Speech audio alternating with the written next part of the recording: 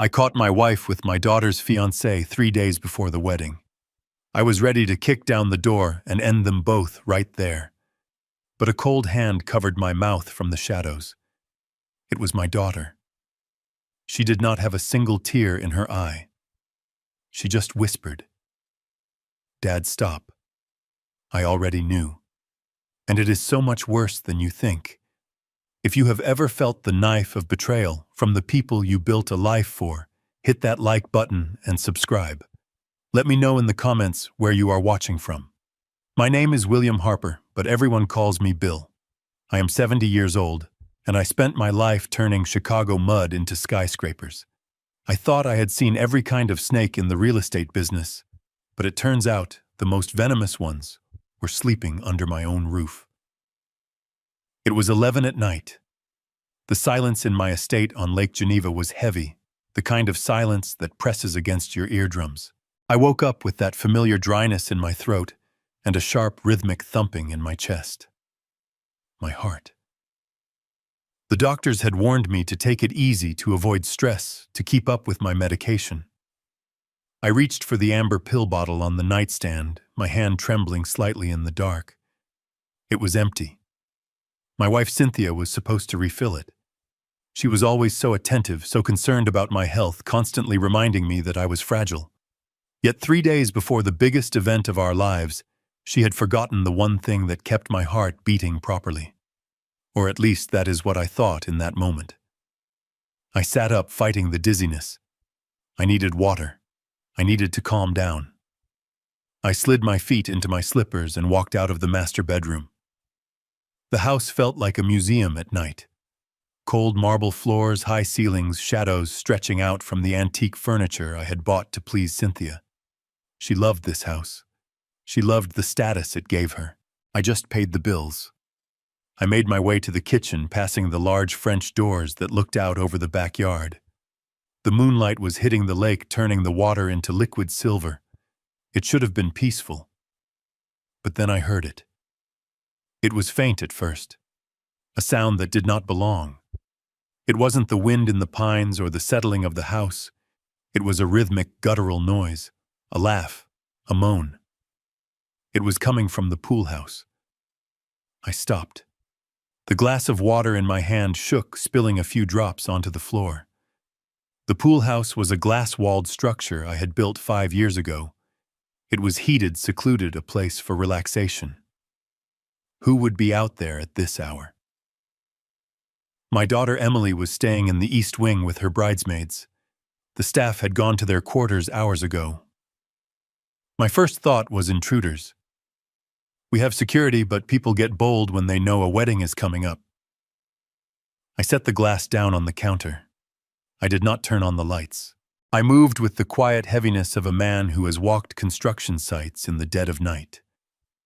I opened the back door and stepped into the chill of the Wisconsin air.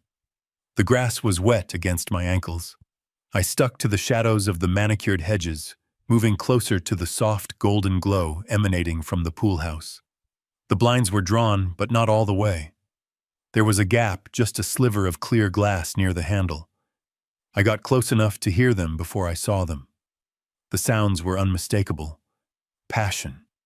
Lust. The kind of raw, unfiltered noise that makes you want to turn away. But I couldn't. I leaned in and looked through the crack. My heart didn't just skip a beat. It felt like it stopped entirely. There, on the custom Italian leather sofa I had imported last year, was Jason, my future son-in-law. The man who was supposed to marry my only child in 72 hours. He was shirtless, his back slick with sweat, his muscles flexing, and underneath him was a woman with blonde hair. Hair I had stroked that very morning. Hair that smelled of the expensive lavender shampoo I paid for. Cynthia. My wife. My partner of 10 years. The woman who had nursed me through my second heart surgery. I gripped the window frame so hard I thought the wood would splinter. The pain in my chest exploded, radiating down my left arm. I gasped, fighting for air, but my eyes refused to close. I watched as they separated, laughing, breathless. "That was good," Jason said. His voice was different. It wasn't the respectful, humble tone he used when he asked me for advice on business. It was arrogant, mocking. He walked over to the mini-fridge and grabbed a bottle of champagne. My champagne. Vintage Dom Perignon reserved for the wedding toast. He popped the cork and took a swig straight from the bottle. "You better be careful," Cynthia said. Her voice drifted out through the ventilation. She was fixing her silk robe, looking at him with a hunger that made my stomach turn. "If the old man wakes up and sees you gone, he might get suspicious." Jason laughed, a cruel, sharp sound. "Let him wake up. What is he going to do? He can barely walk up the stairs without wheezing. Besides, you said he took his medicine." "I did," Cynthia replied, walking over to him and running a hand down his chest. "I gave him the special dose tonight. Double strength. He will be out cold until noon. By then we will have the final rehearsal, and he will be too groggy to notice anything." I froze. Special dose, double strength. The empty bottle on my nightstand flashed in my mind. She hadn't forgotten to refill it. She had been controlling it. "Just 3 more days, baby," Jason said, pulling her close. "Just get through the ceremony. Once that brat Emily signs the marriage certificate, the Harper Trust is unlocked. $50 million, and I get control as her husband. And don't forget my share," Cynthia purred. "I won't," Jason smirked. "We stick to the plan. I marry the girl. We get the access codes. And then..." "What happens to Bill?" Cynthia shrugged, a gesture so cold it froze the blood in my veins. "Well, his heart is a ticking time bomb. The excitement of the wedding, the stress, it might be too much for him. Maybe he has a stroke at the reception. Maybe he just goes to sleep and doesn't wake up. Either way, once he is gone and I have power of attorney over his personal assets, we are free." "And Emily?" Jason asked. "We will deal with her," Cynthia said, dismissing my daughter like she was a fly. "She is emotionally unstable. We can have her declared unfit to manage the estate. I will take over as trustee. You take your cut, divorce her in 6 months, and we meet in the Cayman Islands." Jason kissed her again. "God, you are brilliant." I was getting tired of playing the good boy from Detroit, pretending to care about his boring stories about cement and steel. "I hated every second of it," Cynthia laughed, changing his bandages, listening to him wheeze. "It smells like old age in that bedroom. I am ready to be a rich widow, Jason. I earned it." I staggered back from the window. My legs gave out, and I fell onto the wet grass. The pain in my chest was blinding, but it was nothing compared to the rage. It was all a lie, all of it. Jason. I had respected him. I saw myself in him. He told me he grew up in the projects in Detroit, that he fought his way out, that he worked 2 jobs to put himself through college. I respected that hunger. I opened doors for him. I introduced him to my contacts. I welcomed him into my family because I thought he would protect Emily and Cynthia. My God. I met her when she was a secretary at a rival firm. She seemed so kind, so uninterested in my money. She signed the prenup without reading it. She took care of me. I thought she loved me, but she was just waiting for me to die. And now that I was taking too long, she was going to speed up the process. They were going to kill me. They were going to steal my life's work. And worst of all, they were going to destroy my daughter. I looked down at my hands. They were shaking, but they curled into fists. I was not dead yet. I was William Harper. I had crushed unions, outmaneuvered competitors, and survived 2 market crashes. I was not going to let 2 parasites take me down without a fight. I saw a heavy gardening spade leaning against the side of the pool house. It was solid steel, heavy, lethal. I grabbed it. The cold metal felt good in my hands. I stood up, the pain in my chest replaced by a surge of adrenaline. I was going to walk through that door. I was going to swing that spade until the laughter stopped. I was going to end it. Right now. I took a step toward the door. I raised the spade. Suddenly, a hand clamped over my mouth. An arm wrapped around my chest, pulling me back with surprising strength. I struggled, ready to swing the spade at whoever was stopping me, thinking maybe it was an accomplice. "Shh," a voice hissed in my ear. "Dad. Stop, do not make a sound." I froze. The grip loosened slightly, but the hand stayed over my mouth. I turned my head. It was Emily, my little girl, but she didn't look like a bride-to-be. She was wearing black running clothes, blending into the darkness. Her face was pale in the moonlight, but her eyes were dry. There was no shock, no tears, no heartbreak. She looked at the spade in my hand, then at the lit window of the pool house, and then directly into my eyes. "Dad," she whispered, her voice steady and cold as ice. "Put the shovel down. If you go in there now, you go to jail and they win." I pulled her hand away. They are..." I stammered, my voice barely a wheeze. "I know she cut me off." "You know I have known for 3 months," she said. I stared at her. My daughter, who I thought was blinded by love, who I thought was walking into a trap.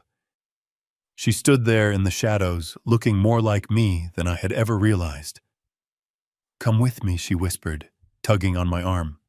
"We need to go to the wine cellar. Now. Before they see us." "But..." "Dad," she said, and the intensity in her voice stopped me cold. "You think this is just cheating. You think this is just about money. It is worse, it is so much worse than you think, and we are going to make them pay for every single bit of it. But we do it my way." I looked back at the pool house one last time. I could still hear their laughter, ignorant, arrogant, thinking they had already won. I lowered the spade. I took a deep breath, filling my lungs with the cold night air. I looked at my daughter and nodded. We vanished into the darkness, leaving the vultures to celebrate a victory they would never have. The war had just begun. The heavy oak door of the wine cellar slammed shut behind us, sealing out the rest of the world with a thud that vibrated through the floorboards. The sudden silence was jarring. Just seconds ago, the night air had been filled with the chirping of crickets and the distant mocking laughter from the pool house. Now there was nothing but the hum of the climate control system and the sound of my own ragged breathing. Emily flipped the switch, and the amber track lights flickered on, illuminating rows of dusty vintage reds that I had collected over 30 years. I collapsed onto the worn leather armchair in the corner, clutching my chest. My heart was still hammering a frantic rhythm against my ribs, a physical reminder of the poison I had just swallowed. I looked up at my daughter. She was leaning against the tasting table, her arms crossed over her chest. In the harsh light, she looked like a statue carved from ice. There was no trembling in her hands, no redness in her eyes. She looked terrifyingly composed for a woman who was supposed to be walking down the aisle in 3 days. "I need a phone, I gasped, struggling to get enough air into my lungs. "I am calling the police. I am calling the security team to throw them out. I am canceling the wedding, the caterers, the florists. Burn it all down." "Dad, stop," Emily said. Her voice was flat, monotone. "Stop," I shouted, my voice cracking with a mixture of rage and grief. "Did you not see what I saw? Your mother, my wife, and that animal. They are planning to kill me, Emily. They are laughing about it. I am not going to sit here and let them get away with it. I am going up there and I am going to expose them to the world." I tried to stand up, fueled by a surge of adrenaline, but my legs felt like lead. Before I could take a step, Emily was in front of me. She did not hug me. She did not comfort me. She raised her hand and slapped my cheek. It was not a hard slap, not violent, but it was sharp enough to snap my head to the side. The sting on my skin shocked me into silence. I stared at her, stunned. "Pull yourself together, William," she commanded, using my full name for the first time in her life. "You are the man who built the Harper Empire. Act like it. Panic gets us killed. Rage gets us nowhere. We need ice in our veins right now. I sank back into the chair, rubbing my cheek. The shock of her action had cleared the red fog from my vision. I looked at her, really looked at her, and realized I did not know this woman standing in front of me. This was not my little girl. This was a warrior. You said you knew, I whispered, the fight draining out of me. How could you know and still let him touch you? Still let her smile at you? Emily walked over to the wine rack, pulled out a bottle of brandy, and poured a generous amount into a crystal glass. She handed it to me. Drink, she said. I took a sip. The liquid burned, grounding me. I found out 3 months ago, she said, pacing the small room. I noticed Jason had a second phone. A burner. He was sloppy. He thought I was just a rich, naive girl who was too busy planning flowers and seeding charts to notice. I hired a private investigator. Not one of your corporate guys. A nasty one from the city who digs up dirt for divorce settlements. She paused, looking at the label on the brandy bottle. Jason isn't a personal trainer, Dad. He never was. His name isn't even Jason. It is Kyle Vance. He is a male escort from Las Vegas. High-end, very expensive, and very good at what he does. I felt the bile rise in my throat. An escort. Cynthia didn't meet him by accident. Emily continued.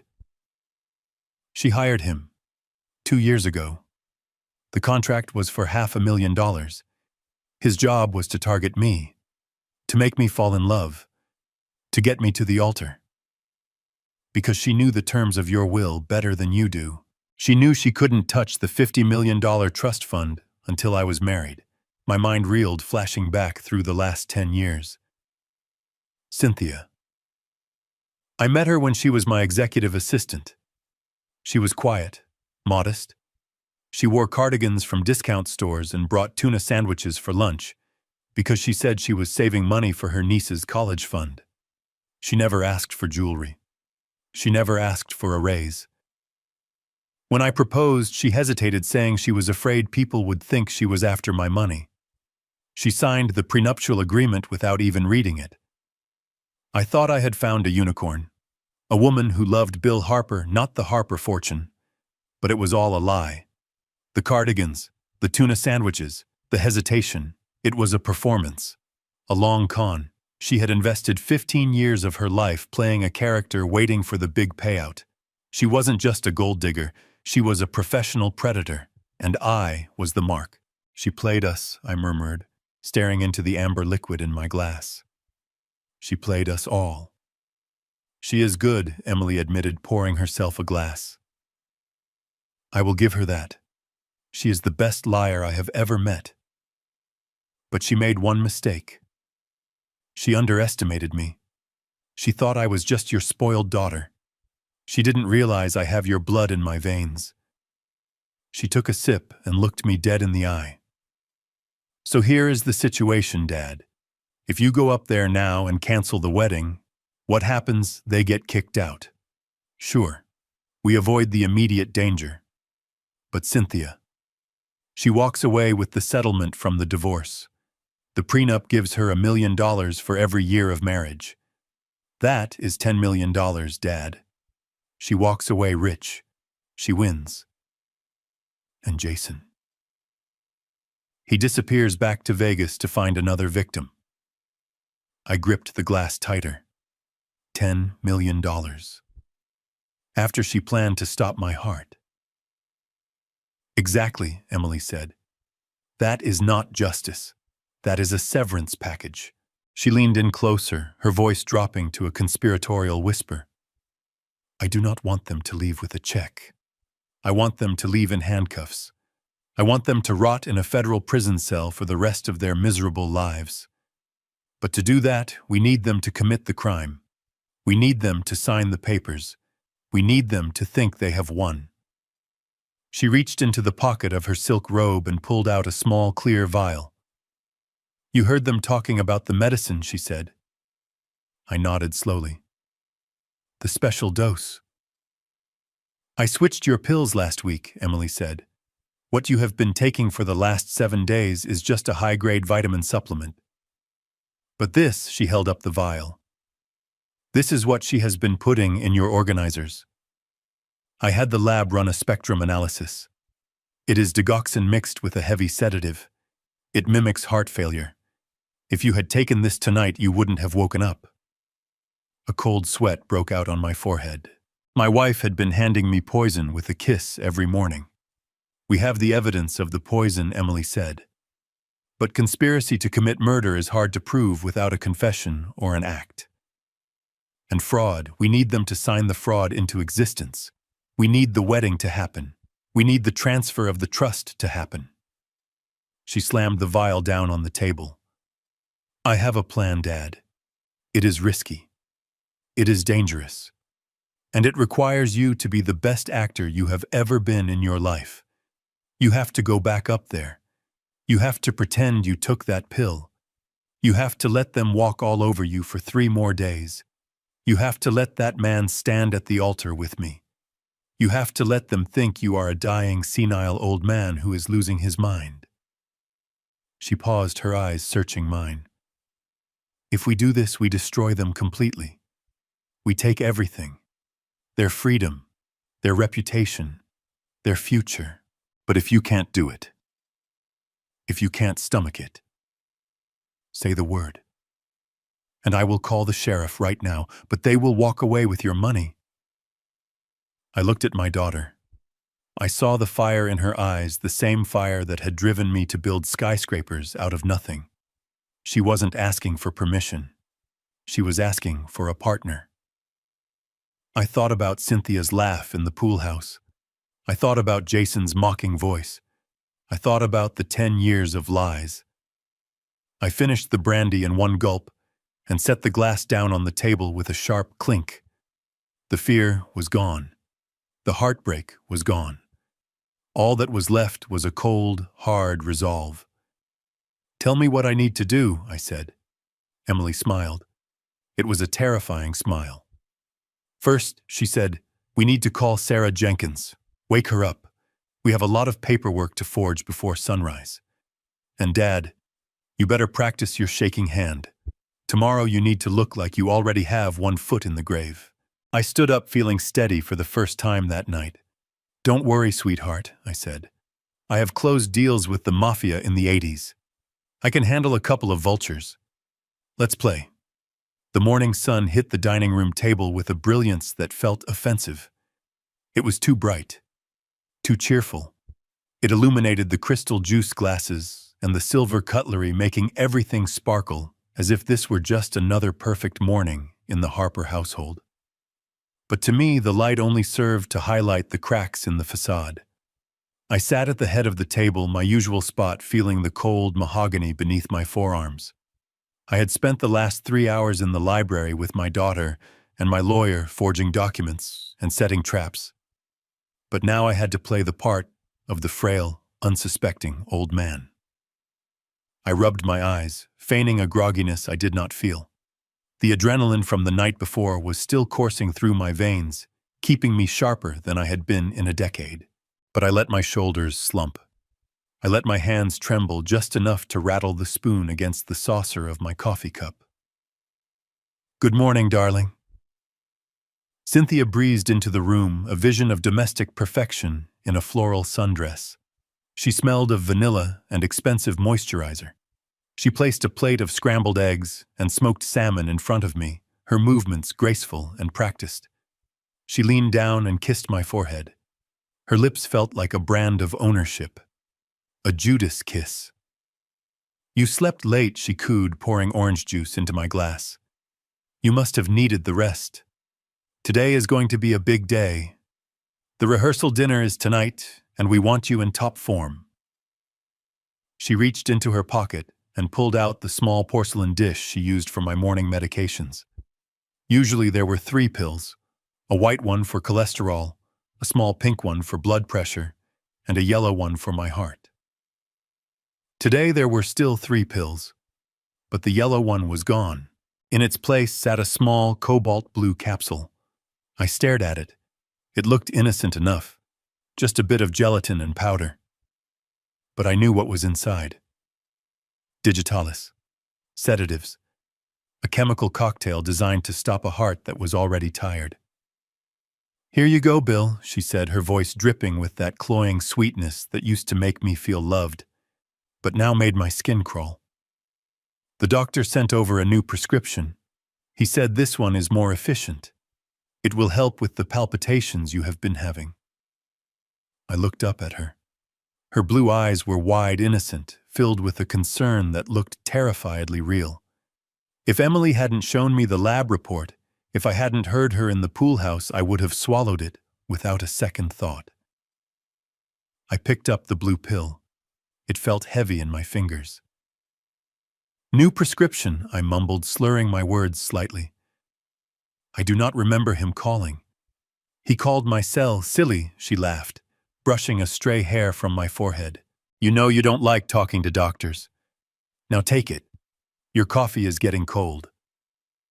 I put the pill in my mouth. I took a sip of juice, but I did not swallow. I slid the capsule under my tongue, praying the coating wouldn't dissolve before I could get rid of it. I made a show of swallowing hard, grimacing, as if it had a bad taste. "Good boy," she said, patting my hand. Just then Jason walked in. He was wearing a polo shirt that showed off the biceps he had built in the gym I paid for. He looked refreshed, energetic, the picture of youth and vitality. It was a stark contrast to the image I was projecting.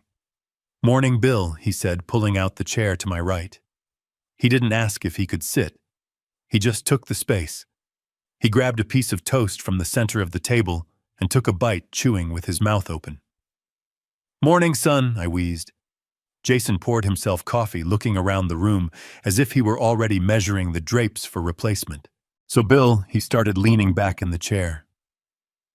"I was looking over the company portfolio last night, just getting a head start before the wedding. I think we need to talk about the future." The pill under my tongue was bitter. I reached for my napkin, pretending to wipe my mouth, and subtly spit the capsule into the folds of the linen. I balled the napkin up in my fist and dropped it into my lap. "The future," I repeated, keeping my voice low and weak. "Yeah, the future," Jason said, his tone shifting from casual to condescending. "Look, the market is changing. Tech is where it is at. Real estate is dinosaurs playing in the dirt. Once Emily and I take over the trust, I am thinking we liquidate the commercial holdings in Chicago. Pivot to crypto and AI startups. High risk, high reward." I felt a vein throb in my temple. Liquidate the Chicago holdings. He was talking about buildings I had raised from the ground up. Landmarks, the legacy of the Harper name. He wanted to sell them for magic internet money. And he continued, pointing the toast at me. "We need to talk about you stepping down officially. Not just on paper. I mean, look at you, Bill. Your hands are shaking. You are tired. You deserve to rest. Go to that place in Florida Cynthia was talking about. Assisted living isn't what it used to be. It is like a resort." He was pushing. He was testing the boundaries, seeing how much of the senile old man act was real. He wanted to see if the lion still had teeth. I looked at him. I looked at the man who was essentially a high-priced prostitute my wife had hired to ruin my daughter. A man who grew up on the streets but had no idea what it meant to build something real. I straightened my back. Just for a second. I let the fog clear from my eyes and fixed him with the stare that had made union bosses stutter in the 80s. "You want to pivot to AI?" I said, my voice dropping an octave, losing the wheeze. "You want to sell Harper Tower? It is just business." Jason shrugged, though he shifted uncomfortably in his seat. "Let me tell you something about business, boy," I said, leaning forward. "When I broke ground on Harper Tower, I had to negotiate with the city, the mob, and the banks, and I did it without blinking. I poured that concrete while you were still in diapers in a trailer park in Nevada. Do not presume to teach me about the empire I built. You are here to marry my daughter, not to liquidate my life." The silence that followed was absolute. Jason froze his toast halfway to his mouth. His face went red, then pale. He hadn't expected that. He hadn't expected the old man to bite back. Cynthia dropped her fork. It clattered loudly against the china. She looked at me, and for a split second the mask slipped. Her eyes weren't loving. They were hateful. They were sharp, cold daggers promising retribution. She stood up quickly, moving behind my chair and wrapping her arms around my shoulders. Her grip was tight, bordering on painful. "Oh, Bill," she said, her voice high and tight. "You are getting agitated. You know what the doctor said about your blood pressure. Jason didn't mean to upset you. He just wants to help. He wants to take the burden off your shoulders." She looked at Jason, her eyes signaling him to back off. "He is right, though, darling," she whispered in my ear. "You are confused. You are living in the past. We just want you to be safe. Maybe you should go lie down before the rehearsal. The medicine must be kicking in soon." I felt her hand check my pocket, probably looking for the pill bottle, or maybe just reassuring herself that I was still under her control. I let my body go limp again. I let the fire die out of my eyes. Maybe I muttered, looking down at my plate. Maybe I am tired. Emily walked into the room at that moment. She was dressed in her jogging clothes, looking flushed and healthy. She stopped in the doorway, sensing the tension in the room. She looked at Jason, then at Cynthia, and finally at me. "Good morning, family," she said, her voice bright and cheery. She walked over to my side of the table. "Dad, you look pale," she said. "I am fine, sweetheart," I said. "Just old." I grabbed her hand. In my palm, hidden by my fingers, was the balled-up napkin containing the blue pill. I squeezed her hand, feeling her fingers close around the paper. "Why don't you take Dad for a walk in the garden?" Cynthia suggested, clearly wanting me out of the room so she could strategize with Jason. The fresh air might help his mood. "That is a great idea," Emily said. "Come on, Dad. Let's go look at the roses." I stood up, leaning heavily on my cane. As I walked past Jason, I saw him glaring at me. He looked like a wolf that had been snapped at by a sheep. He was angry, but he was also confused. Good. Confused people make mistakes. We walked out onto the patio. As soon as we were out of sight of the kitchen windows, Emily opened her hand. The blue pill sat there, ominous and small against the white linen. She looked at it, then at me. "You did good, Dad," she whispered. "I will get this to the lab courier. They are waiting at the back gate." She put the pill in a small plastic bag she had in her pocket. "Jason is getting impatient," I said quietly. "He wants to sell the tower." "Let him want, Emily," said, her jaw setting. "In 48 hours, the only thing he will be selling is cigarettes for protection in a cell block." She took my arm, supporting me as we walked down the stone path. "Hold on, Dad. Just a little longer." I nodded, taking a deep breath of the morning air. It smelled of roses and damp earth. But underneath it, I could still smell the faint, lingering scent of betrayal. I was ready. Let them think I was weak. Let them think I was dying. Because when I finally rose from the dead, there would be hell to pay. I parked my car behind a dumpster at a place called Joe's Diner, a roadside stop about 10 miles from my estate, where the coffee tasted like battery acid and the patrons kept their eyes on their plates. It was the last place anyone would expect to find William Harper, and that was exactly the point. I pulled my collar up against the wind and hurried inside the bell above the door, announcing my arrival to a room full of truck drivers who didn't care if I lived or died. Sarah Jenkins was waiting in the back booth. She looked completely out of place in her tailored charcoal suit and silk blouse, a shark swimming in a goldfish bowl. Sarah has been my corporate counsel for 20 years. She is ruthless, efficient, and expensive. I have seen her tear apart union leaders and hostile takeover artists without blinking. But when I slid into the booth opposite her, the look on her face was something I had never seen before. It was pity. She didn't offer a greeting. She didn't ask how I was feeling. She simply slid a thick manila envelope across the sticky laminate table. The surface was stained with coffee rings and grease, a fitting backdrop for the filth we were about to uncover. "You are not going to like this, Bill," she said, her voice low and tight. I picked up the envelope. It felt heavy, heavier than paper should feel. I opened the clasp and dumped the contents onto the table. Photographs spilled out. Dozens of them. But they weren't of buildings or contracts. They were mugshots. I picked up the one on top. The man in the photo looked younger, his hair was longer, and he had a scruffy beard, but the eyes were unmistakable. They were the same cold, calculating eyes that had looked at me across the breakfast table just hours ago. "Meet Kyle Vance," Sarah said, tapping a manicured fingernail on the photo. "Also known as Ryan Miller.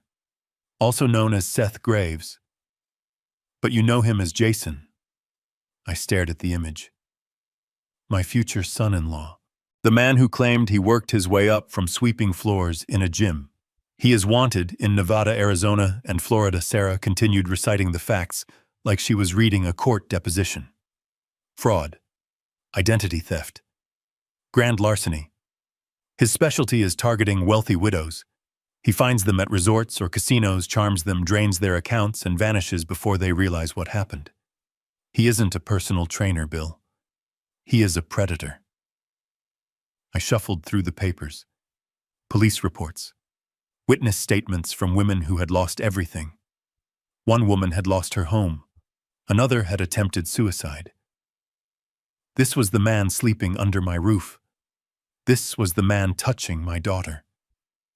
But how, I asked, my voice trembling with a mix of rage and confusion. "How did he get a background check? We ran one when I hired him. It came back clean." Sarah pulled another sheet of paper from the stack. It was a credit card statement. My credit card statement. The one I gave to Cynthia for household expenses. "Look at the highlighted charge," she said. I squinted at the line item. A charge for $50,000 to a shell company in the Cayman Islands. It was dated 2 years ago. "Cynthia didn't just hire him," Bill, Sarah said. "She bought him. That 50 grand paid for a new identity. New social security number, new birth certificate, a clean credit history. She used your money to build the Trojan horse she invited into your home." I felt sick. Physically sick. I pushed the papers away, as if touching them would contaminate me. Cynthia had financed her own affair, and my destruction with my wallet. The audacity was breathtaking. "But that is not the worst part," Sarah said. She reached into her briefcase and pulled out a small sealed plastic bag. Inside was the blue pill Emily had given her courier this morning. "We got the expedited toxicology report back an hour ago," she said. Her voice dropped to a whisper, forcing me to lean in. "It is not heart medication, Bill. It is a cocktail. High-dose sedatives mixed with a powerful coagulant." A coagulant, I repeated the word, tasting like ash in my mouth. "It thickens the blood," Sarah explained. "It promotes clotting. For a man with your cardiac history, taking this is like playing Russian roulette with a fully loaded gun. It isn't designed to kill you instantly. It is designed to induce a massive stroke or a pulmonary embolism. If you take this for a week, especially with the stress of a wedding, the alcohol, the fatigue, your heart will just stop, or a clot will hit your brain." I stared at the innocent-looking blue capsule. It was a bullet. A slow-moving chemical bullet. "It gets worse," Sarah said, her eyes locking onto mine. "Because of your history, no coroner would look twice. An old man with a bad heart dies after the excitement of his daughter's wedding. It is tragic, but it is natural. There would be no autopsy. She would have you cremated within 24 hours. It is the perfect murder, Bill." The diner suddenly felt very small. The air was too hot. The smell of grease was suffocating. I realized with a jolt of absolute terror that my wife wasn't just a gold digger. She wasn't just a cheater. She was a killer. She had looked me in the eye this morning, kissed my forehead, and handed me death in a porcelain dish. She wasn't waiting for nature to take its course. She was guiding the reaper's hand. I stood up so fast the booth squealed against the floor. Heads turned, but I didn't care. "That is it," I snarled, grabbing the edge of the table to steady myself. "I am done. I am going to the sheriff. Right now. I have the pill, I have the report, I have the fake ID. I am going to put them both under the jail." Sarah didn't move. She didn't stand up. She just looked at me with that cold attorney logic. "Sit down, Bill." "No," I shouted. "She is trying to kill me, Sarah. I am not going back to that house to sleep next to a monster." "Sit down," she snapped, her voice cracking like a whip. I hesitated. Sarah never raised her voice. I slowly lowered myself back into the booth, breathing hard. "If you go to the police now," she said, her voice returning to its calm, measured tone, "what do you think will happen? They will arrest Jason for the outstanding warrants. Sure, he goes away for a few years for fraud. But Cynthia," she leaned forward, "Cynthia will claim she didn't know what was in the pills. She will claim the doctor made a mistake or the pharmacist mixed up the prescription. She will say she was a victim of Jason too, that he conned her just like he conned the widows. Without proof of intent, without proof that she knew the pills were lethal, she walks. She divorces you. She takes half your assets because the prenup doesn't cover accidental poisoning. She walks away with $50 million of your hard-earned money, Bill. Is that what you want?" I stared at her, the reality of the legal system crashing down on me. She was right. Cynthia was slippery. She would play the weeping, confused wife and she would get away with it. "So what do we do?" I hissed. "Do I just let her poison me?" "No," Sarah said. "We let her think she is succeeding. We need the final act. We need the signature." She pulled out a fresh legal pad. "We need them to sign the documents transferring the trust. We need to catch them in the act of trying to steal the company. But more importantly, we need a confession. We need them to say it out loud when they think they have won." She looked at the blue pill again. "Emily told me about the plan. It is risky, Bill, incredibly risky. You have to go back there. You have to pretend to be deteriorating. You have to feign the symptoms of the stroke she is trying to induce. You have to make them feel safe enough to brag. Because when arrogant people think they have won, they get sloppy. They talk." I felt a cold shiver run down my spine. I had to go back. I had to eat dinner with them. I had to let her touch me. "And the debt?" I asked. Sarah smiled a thin, shark-like smile. "I drafted the papers last night. The document they will be signing after the ceremony looks like the transfer of the Harper Trust. The cover page is legitimate. The legal jargon is dense. But the exhibits, the appendices, they won't bother to read because they are too busy counting their money. Those transfer personal liability for the Harper Logistics debt directly to the signatories. $15 million of toxic debt." She tapped the table. "The moment they sign that paper, they don't just lose the fortune. They inherit the anchor. They will be bankrupt within seconds. And with the video evidence Emily is setting up, we will have them for conspiracy to commit murder. Cynthia goes to prison for life. Jason goes to prison for life. And you walk away clean." I looked at the mugshot of Kyle Vance. I looked at the deadly blue pill. I thought about my daughter, who was brave enough to set this trap. I thought about the empire I had built from dirt. I realized then that I wasn't the victim here. I was the bait. And if I played my part right, the trap would snap shut with enough force to break their necks. I picked up the pill and put it in my pocket. "Okay," I said, my voice steady.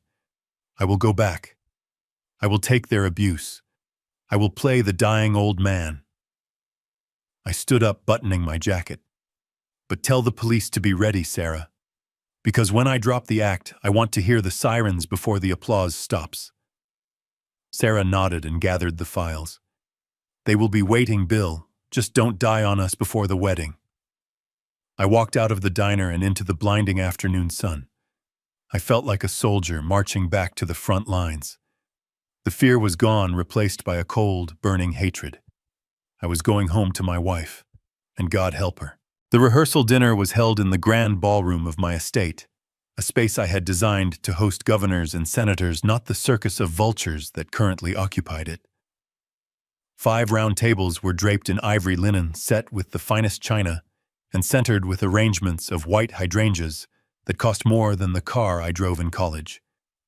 The air was thick with the scent of roasted duck and expensive perfume, but all I could smell was the rot of betrayal. I sat at the head table, flanked by the 2 people plotting my murder. To my left was Cynthia, wearing a diamond necklace I had bought her for our 5th anniversary, the stones glittering against her skin like cold stars. To my right sat Jason, or Kyle, or whatever name the con artist was using this week. He was wearing a tuxedo that fit him perfectly, likely paid for with the credit card I had foolishly given my wife. The room was filled with our closest friends, business partners, and distant relatives, people who respected William Harper, people who feared me. But as I looked out at their faces, I realized they were looking back at me with something I despised more than hatred. They were looking at me with pity. Jason stood up, tapping a silver spoon against his champagne flute. The sharp ringing sound cut through the murmurs of conversation, bringing the room to a hushed silence. He flashed that megawatt smile, the one that had charmed my daughter and fooled me for 2 years. He looked every inch the devoted son-in-law, the future of the Harper Empire. "Thank you all for coming," Jason began, his voice smooth and projecting to the back of the room without a microphone. "Tonight is about Emily and me, about our love, but it is also about family. And you cannot talk about this family without talking about the patriarch, the legend, William Harper." He gestured toward me, and a round of polite applause rippled through the room. I forced the corners of my mouth up into a weak, trembling smile. Under the table, my fists were clenched so hard my fingernails were digging into my palms. "Bill built this world we are standing in." Jason continued, his tone shifting, dropping into a register of somber concern. "He is a titan of industry, a man of steel, which makes it, well, it makes it that much harder to see the toll that time takes on even the strongest among us." I stiffened. Here it comes. The narrative shift. The gaslighting. "You know," Jason said, chuckling softly, as if sharing a fond but sad family secret. "Just yesterday, Bill and I were in the study. We were looking at blueprints for the new downtown complex. And Bill, he looked at me and he asked me who I was. He thought I was the delivery boy." A ripple of uneasy laughter and sympathetic murmurs went through the crowd. It was a lie. A bold-faced, disgusting lie. I had never forgotten a face in my life. I remembered the name of the man who poured the foundation for my first building in 1982. I wanted to stand up. I wanted to grab the wine bottle and smash it across his lying mouth. I wanted to roar at the room that I was sharper than all of them combined. But then I caught Emily's eye from across the table. She was staring at her plate, but her hand was resting on the tablecloth, one finger tapping a slow, steady rhythm. "Wait, wait, wait." Jason wasn't finished. He was enjoying this. He was building the coffin around me, nail by nail. "And it hurts, you know." He continued, pacing a little, playing the room like a fiddle. "It hurts to see him wander into the garden and forget how to get back to the house. Last week we found him by the lake, calling out for his first wife, Margaret. He thought it was 1995. He didn't even recognize Cynthia." The room went deadly silent. That was a low blow. A strategic, vicious strike designed to humiliate me and validate Cynthia's position as the long-suffering caretaker. I felt the blood rushing to my face. The humiliation was a physical weight pressing down on my chest. I looked at my business partners, men I had negotiated with for decades. They were shaking their heads, whispering to their wives. They believed him. They bought the performance. They saw a frail old man in a wheelchair, not the shark who had eaten them alive in boardrooms. It broke my heart, Jason said, wiping a fake tear from his eye. But that is why we are here. To support him. To take the burden of the company off his shoulders so he can rest. So he doesn't have to worry about complex decisions anymore. Emily and I, we are ready to carry the torch, even if Bill doesn't always remember handing it to us. He raised his glass. To Bill Harper. May he find peace in his twilight years. To Bill, the room echoed a chorus of sympathy that sounded like a death knell. I knew what I had to do. The script called for a performance, and if they wanted a senile, deteriorating old man, I would give them an Academy Award performance. I reached for my wineglass. My hand hovered over the stem. I focused on the muscles in my forearm, forcing them to twitch. I let the tremors start in my fingers and travel up to my wrist. I made my hand shake violently, uncontrollably, mimicking the side effects of the poison they thought I was taking. I grabbed the glass, but I didn't lift it. I let my hand spasm. The glass tipped over. Red wine, dark as blood, flooded across the pristine white tablecloth. It soaked into the linen, spreading rapidly toward Jason's expensive tuxedo. It dripped onto the floor with a wet, splattering sound. I let out a confused, garbled noise, half gasp, half groan. I let my head loll to the side, my eyes losing focus, staring blankly at the spreading stain.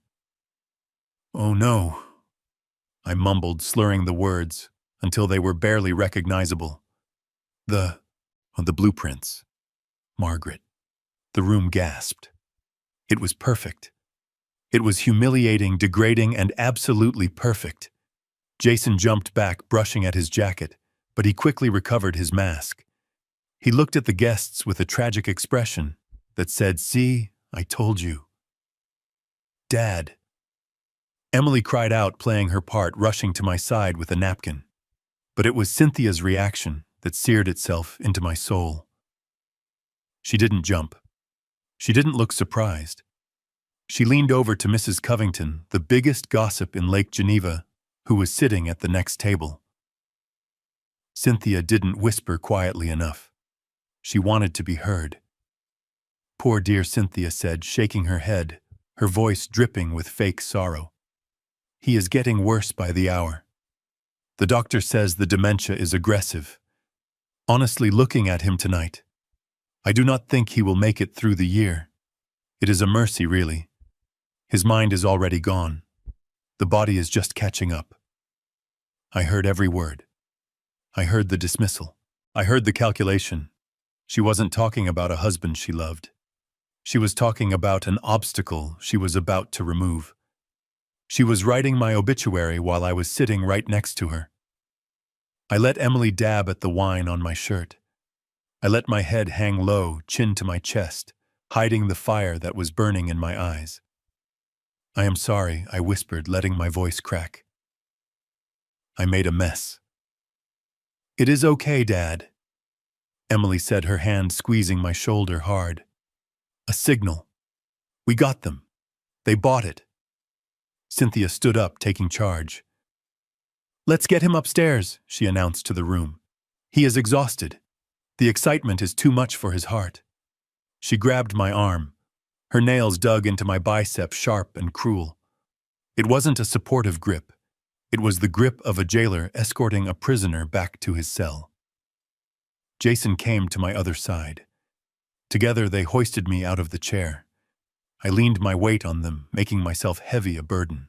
As they walked me out of the ballroom, leaving the hushed guests behind, I looked at Jason's face.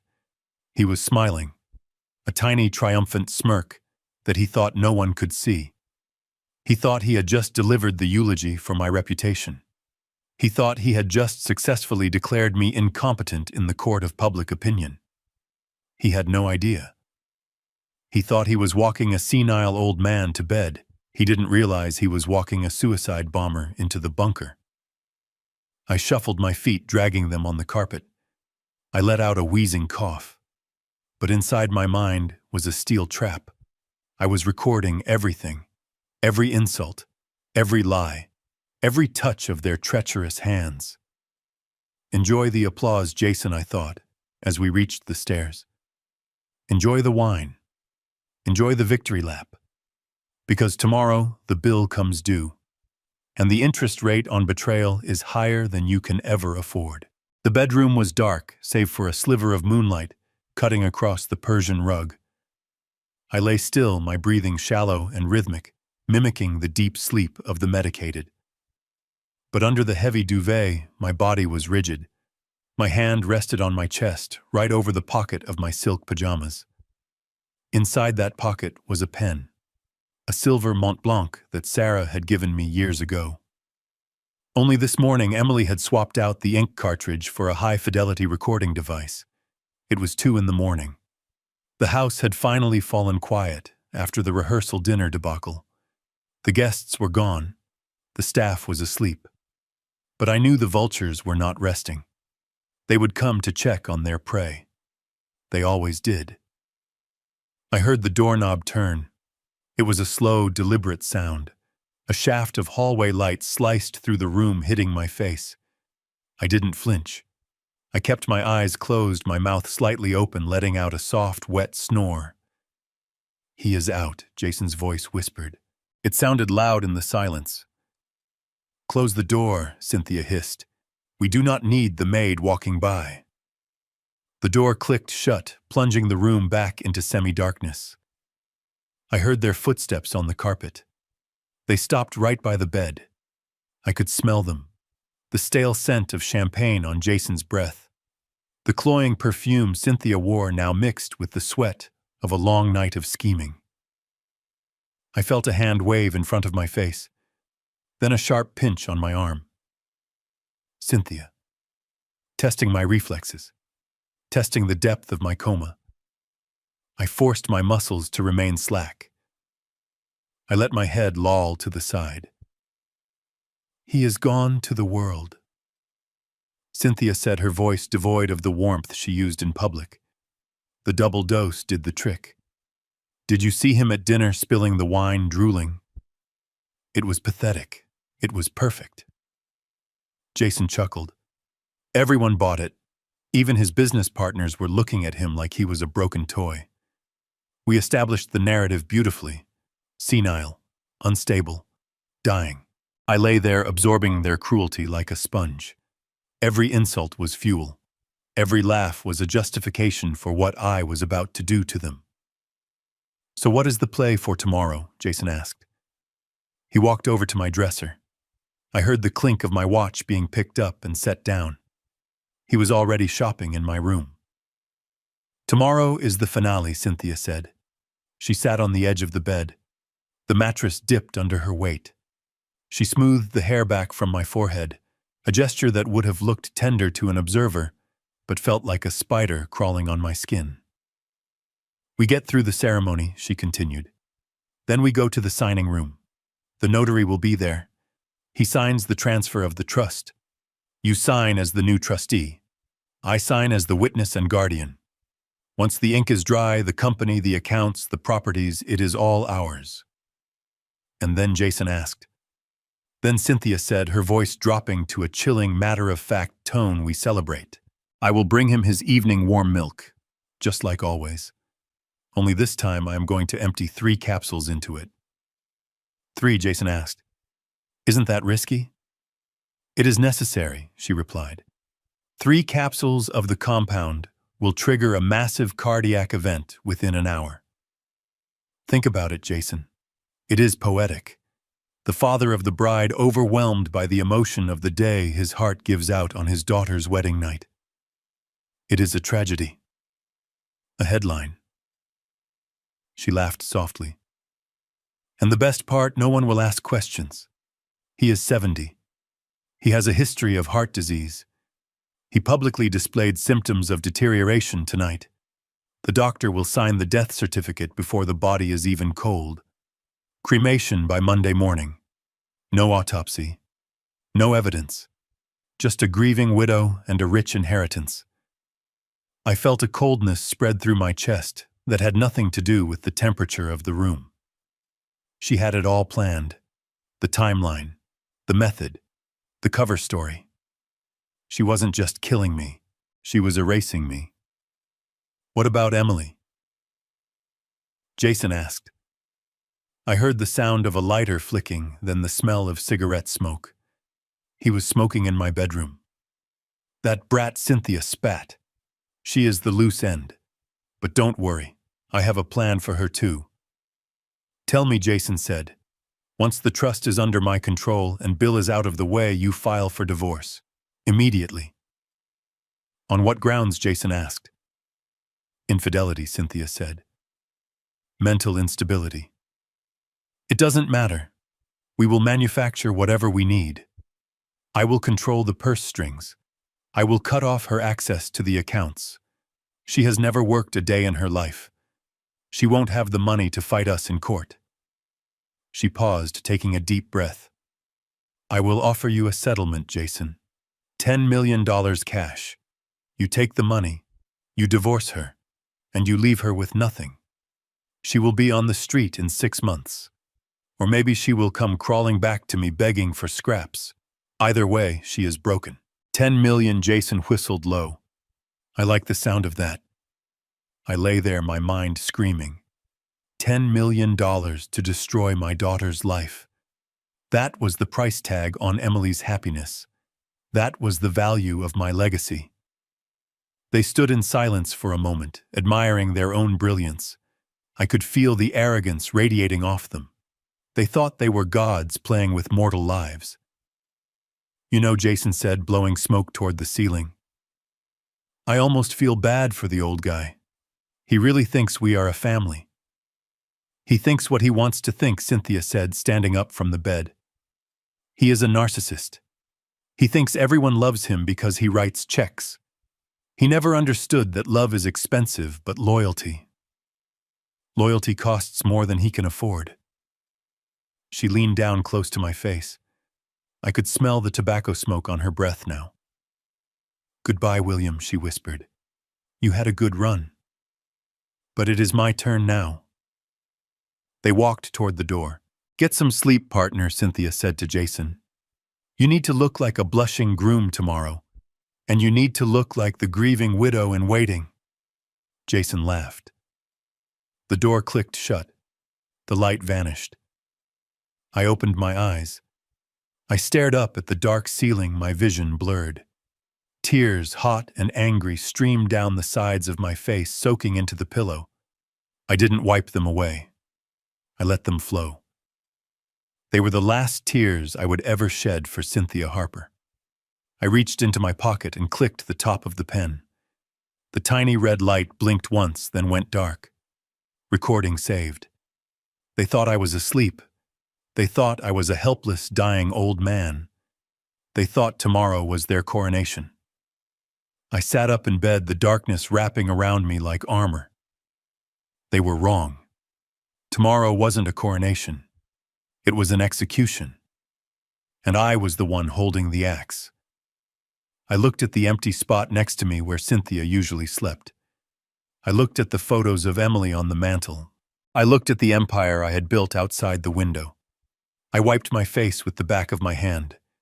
The sadness was gone. The grief was gone. In their place was a cold, crystalline clarity.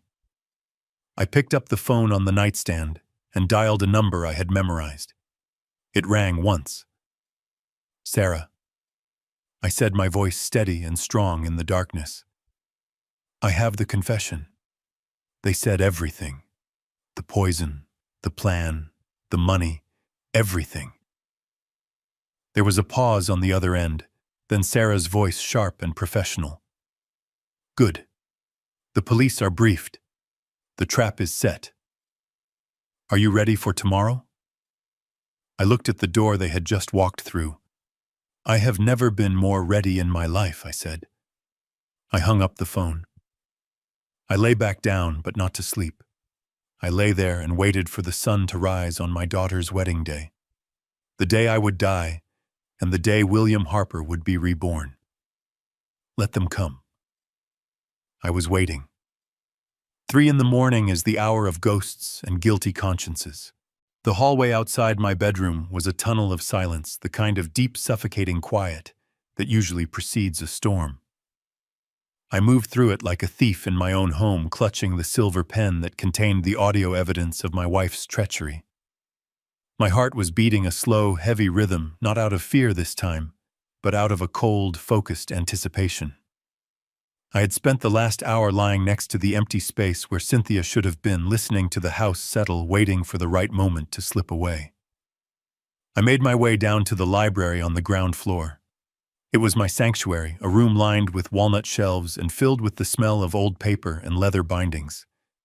It was the room where I had negotiated the deals that built the Chicago skyline. It was fitting that this was where I would negotiate the deal that would tear down the parasites trying to steal it. When I opened the double doors, the scene inside looked like a war room. The heavy velvet curtains were drawn tight against the night. A single banker's lamp cast a pool of green light on the massive desk.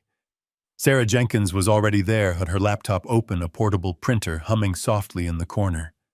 She looked impeccable even at this ungodly hour, her glasses perched on the end of her nose, her fingers flying across the keyboard. Emily was sitting in one of the wingback chairs, wrapped in a thick blanket, nursing a mug of black coffee. She looked up as I entered her eyes, dark and serious. "Did you get it?" Emily asked, her voice a hush.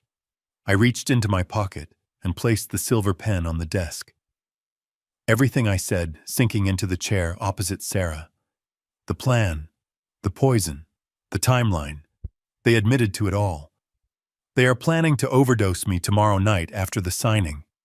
They want it to look like a heart attack on your wedding night. Sarah stopped typing. She looked at the pen, then at me.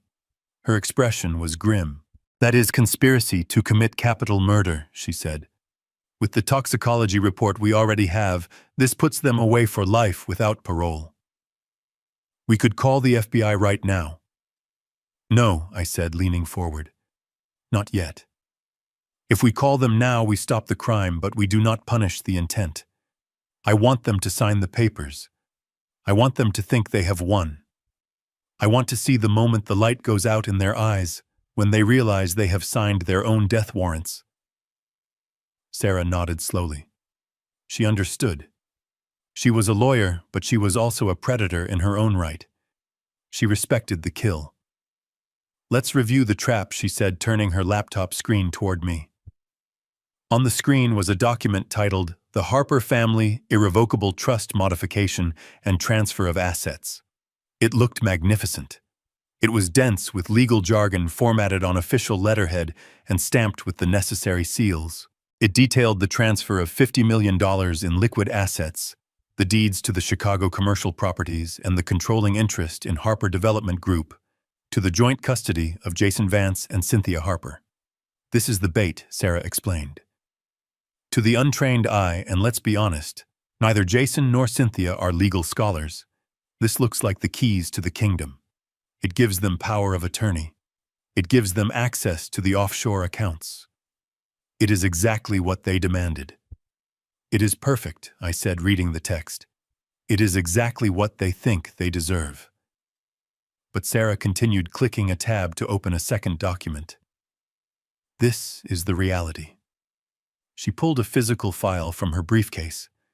It was old, the edges slightly yellowed. I recognized it immediately. It was the prenuptial agreement Cynthia had signed 10 years ago. "You remember this?" Bill Sarah asked. "I do," I said, running my hand over the cover. 10 years ago, Cynthia was playing the role of the humble, selfless secretary. She was so eager to prove she wasn't after my money that she told me she would sign anything. She didn't even read it. She just wanted the ring, Clause 13b. Sarah said, flipping to a page near the back. "The infidelity and moral turpitude clause." I smiled. It was a vicious little paragraph I had insisted on back when I still had a shred of cynicism left. If the spouse is found to be engaging in extramarital affairs or conspiring against the interests of the primary asset holder, all claims to marital assets are voided, Sarah read. Furthermore, any assets previously transferred or held in trust for said spouse are subject to immediate clawback. That clause is the safety net, I said. With the video from the pool house and the audio from tonight, she has violated 13B 1,000 times over. She gets nothing. No alimony. No settlement. She leaves with the clothes on her back. Exactly, Sarah said, but that just leaves them broke. It doesn't leave them destroyed. You said you wanted to bury them. I did, I said. And that is why I need you to draft one more document. I looked at Emily. She knew what was coming. We had discussed this in the wine cellar. She nodded, her face hardening. Do it, Dad, she said. I turned back to Sarah. Do you remember the Detroit project, I asked? Sarah winced. Of course. Harper Logistics Hub, the one black mark on your record. It was a disaster. I had tried to expand into industrial shipping 5 years ago. We bought a massive tract of land outside Detroit that turned out to be a toxic waste dump. The environmental cleanup costs were astronomical. The zoning permits were denied. The project stalled, but the loans didn't. I had restructured the debt, hidden it away in a shell company to keep it off the main books of Harper Development. It was a $20 million anchor that I had been paying interest on for years. I want you to transfer the ownership of the Detroit Shell Company into the new trust they are signing for, I said. Sarah's eyes went wide. She took off her glasses. Bill, she said, her voice dropping. If you do that, you are transferring $20 million of toxic debt to them. Not just the company debt. You want to make them personally liable. I want you to attach a personal guarantee of debt assumption to the signature page, I said. Hide it in the appendices. Make it look like standard liability waivers for the property transfer. When they sign for the assets, they sign for the debt. Sarah sat back, a look of pure professional awe on her face. You are going to bankrupt them, she whispered. The moment they sign, the creditors will come after them personally. They will garnish Jason's wages if he ever gets a job. They will seize any assets Cynthia has hidden. They will be $20 million in the hole before they even walk out of the room. Can you do it? I asked. Sarah cracked her knuckles and pulled the keyboard closer. I can have the papers drafted in 20 minutes, she said. It is diabolical, Bill. It is the meanest thing I have ever seen in estate law. I love it. She began to type furiously. The sound was rhythmic, like the ticking of a clock counting down the seconds of my wife's life as a free woman. Emily stood up and walked over to the window, peering out through the heavy curtains at the dark lawn. He is from Detroit, she said softly. Jason, or Kyle. He told me stories about growing up there, about how hard it was. It is poetic, isn't it? The city he used as a sob story to con me is going to be the thing that buries him. It is justice, I said. While Sarah worked, I went to the wall safe behind the painting of the Harper Tower. I spun the dial left, right, left. The heavy steel door swung open. Inside were a stack of cash, emergency funds, and the original deeds to my empire. I took out the deeds. I placed them on the desk next to the fake papers Sarah was printing. We need to make it look real, I said. We need the physical weight of the paper. We need them to see the watermarks. When they see these, greed will blind them to the fine print. The printer whirred to life, spitting out page after page of dense legal text. These were the shackles, the chains. Sarah collated the documents, her hands moving with precision. She created 3 piles. One for me to sign, transferring the rights. One for Jason, accepting the trust. One for Cynthia, witnessing and accepting guardianship. She slid the personal guarantee into the middle of Jason's and Cynthia's stacks. It was page 42 of 60. They would never read it. They would be too busy popping champagne. Here is the kill switch, Sarah said, tapping the bottom of the page. Once this is notarized, the debt is theirs. It is irrevocable. Even if they scream fraud later, the 13B clause protects you. You can claim you were transferring assets in good faith, and they accepted the liabilities along with them. It is ironclad. I looked at the documents. They looked so official, so boring, just paper and ink. But they were lethal weapons. There is one more thing, I said. The police.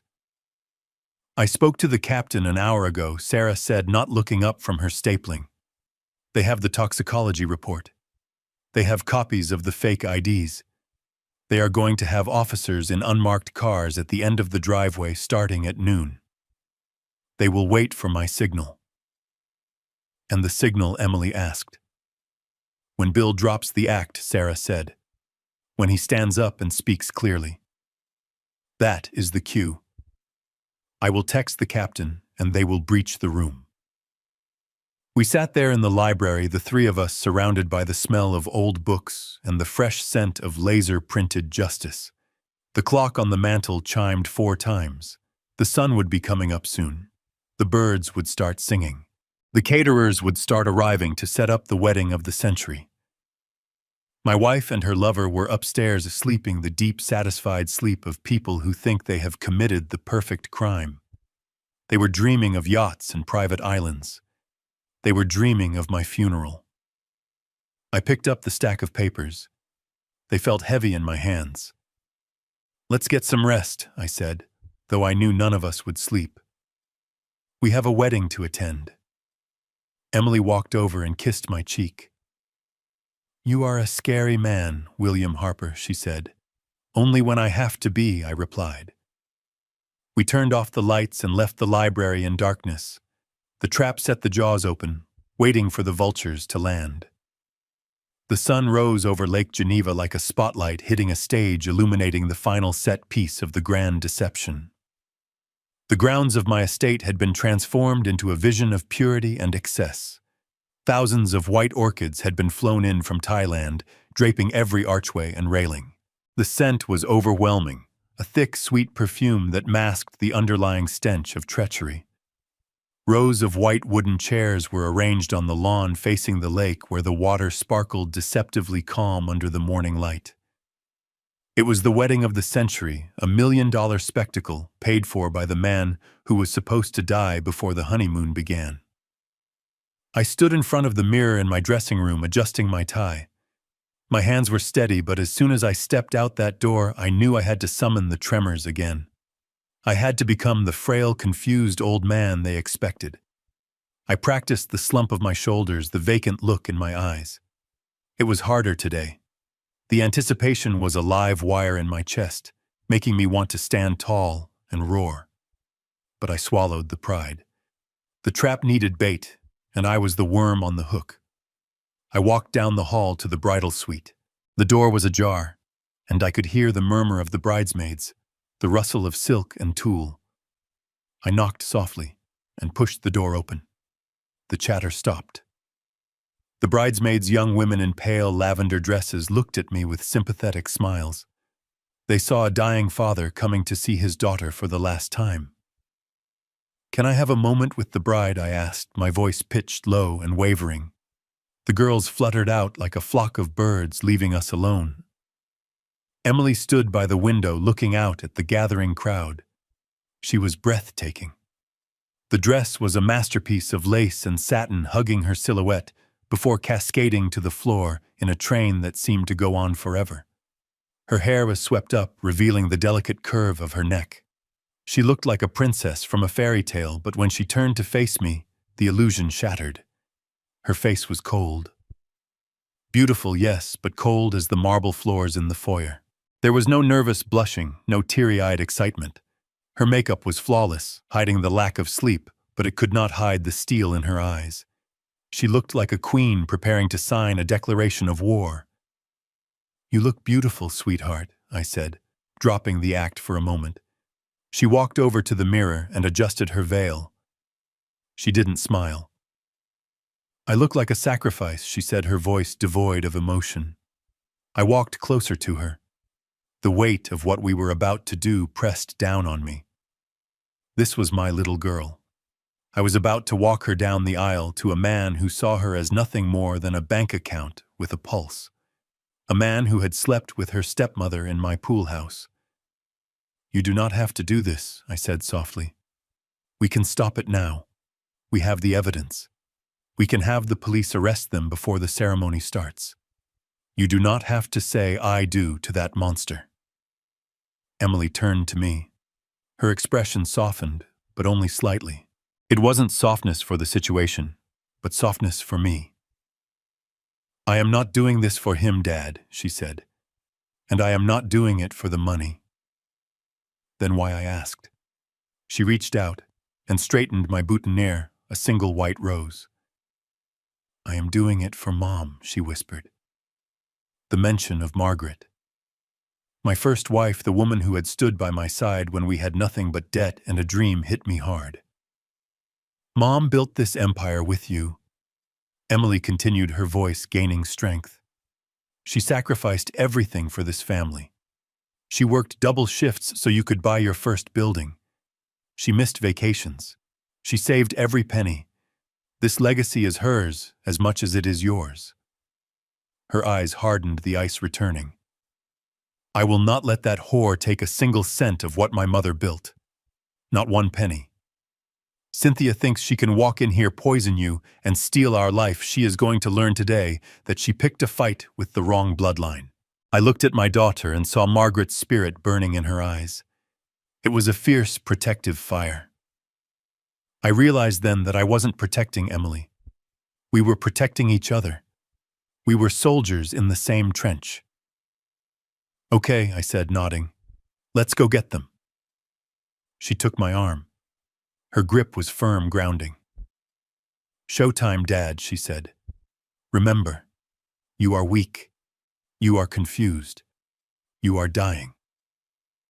I slumped my posture, letting my mouth hang slightly open.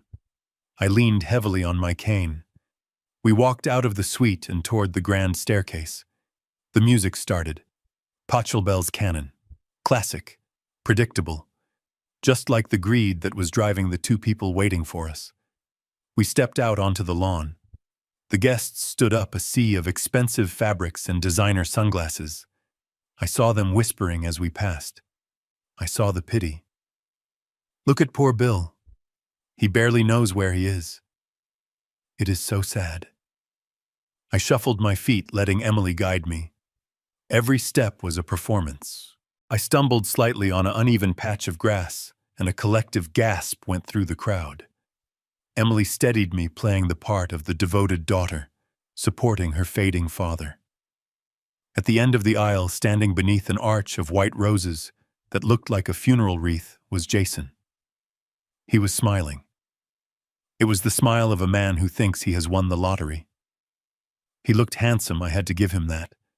The suit I paid for fit him perfectly. He looked like the dream groom. But I knew what lay beneath that suit. I knew the rot that festered in his soul. To his left in the front row sat Cynthia. She was dabbing at her eyes with a lace handkerchief, performing the role of the emotional mother of the bride. She looked at me as I approached, and for a second, behind the fake tears, I saw the impatience. "Die already," her eyes seemed to say. "Hurry up and die." We reached the altar. The music swelled and then faded. The silence that followed was heavy with expectation. Jason stepped forward. He reached out for Emily's hand. His eyes were bright, eager. He wasn't looking at his bride. He was looking at the key to the vault. I didn't let go of Emily immediately. I stood there trembling, letting the silence stretch out until it became uncomfortable. I looked at Jason. I let my eyes wander over his face, blank and confused, before slowly sharpening into a moment of lucid clarity. I took Emily's hand and placed it in his. His palm was sweaty. Jason leaned in to shake my hand, the picture of respect. "Thank you, Bill," he whispered loud enough for the front row to hear. "I will take care of her. I promise." I gripped his hand. I squeezed it just a little harder than a dying man should be able to. I pulled him in close, so close I could smell the expensive cologne he had bought with my money. I leaned to his ear, my lips brushing against his skin. "Enjoy it, son," I whispered, my voice raspy but distinct. He pulled back slightly, looking at me, expecting a senile rambling. "This is the peak," I said, holding his gaze. "This moment right here. This is the highest point of your entire life. It is all downhill from here." Jason stared at me. For a second, confusion flickered in his eyes. He tried to decipher the meaning. Was it a blessing, a warning, a ramblings of a broken mind? Then his arrogance took over. He smiled a wide, victorious grin. He thought I was talking about the happiness of the wedding. He thought I was blessing his conquest. "I will, Dad," he said, patting my shoulder patronizingly. "I will enjoy every second of it." He turned back to the officiant, his chest puffed out, radiating triumph. He had the girl. He was about to get the money. He thought he was untouchable. I stepped back and sat down next to Cynthia. She reached over and patted my knee, her touch burning through my trousers. "You did good, Bill," she whispered without looking at me. "Just sit still now. It is almost over." I stared straight ahead, watching the man who was wanted in 3 states recite vows of eternal love to my daughter. I watched my wife smile at them, calculating her cut of the inheritance. Yes, I thought. It is almost over.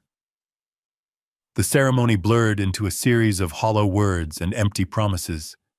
I do, till death do us part. When the officiant pronounced them man and wife, Jason kissed Emily with a fervor that looked passionate to the crowd, but looked like ownership to me. The guests cheered. Cynthia clapped louder than anyone.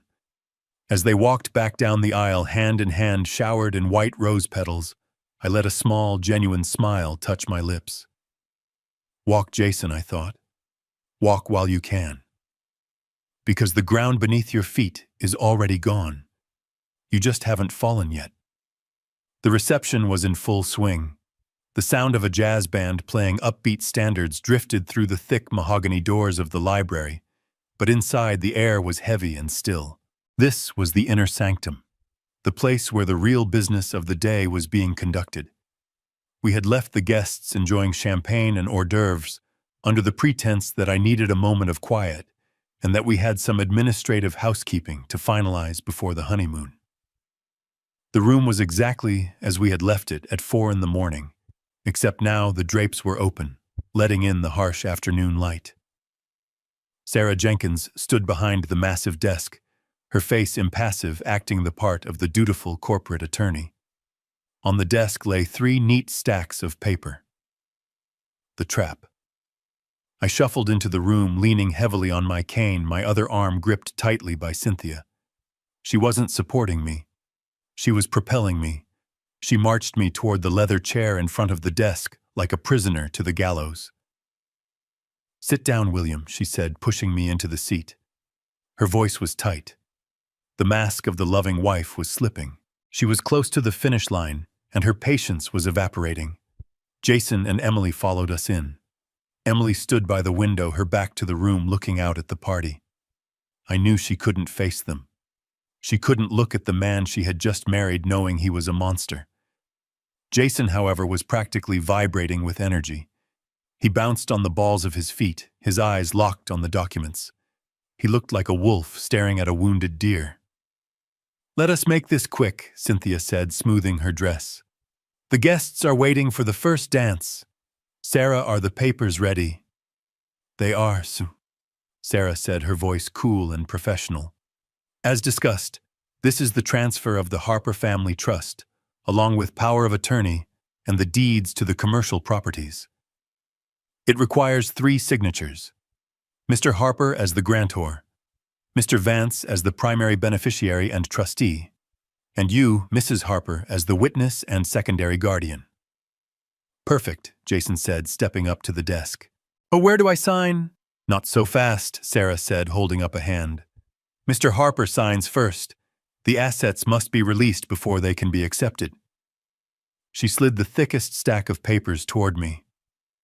On top was the cover page we had forged the night before. It looked impressive. Official. It promised wealth beyond imagination. But buried deep in the appendix, waiting like a landmine, was the transfer of the Harper Logistics debt.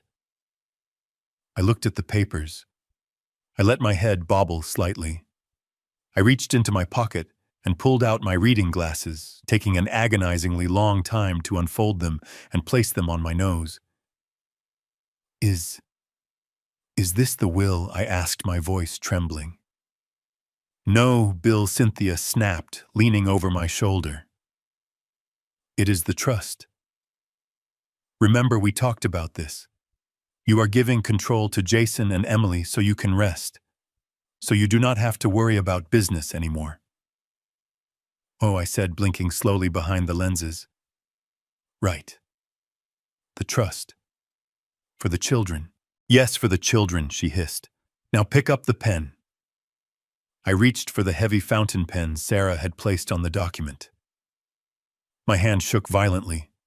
I hovered the nib over the signature line. I took a breath, and then I let the pen slip from my fingers. It clattered onto the desk and rolled onto the floor, landing with a soft thud on the Persian rug. "Oops," I mumbled. "Clumsy." Cynthia let out a noise that was half growl, half scream.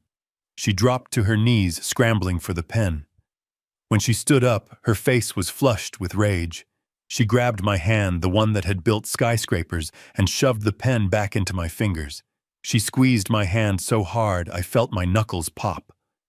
"Stop playing games, old man," she whispered in my ear, too low for Sarah to hear, but loud enough for me.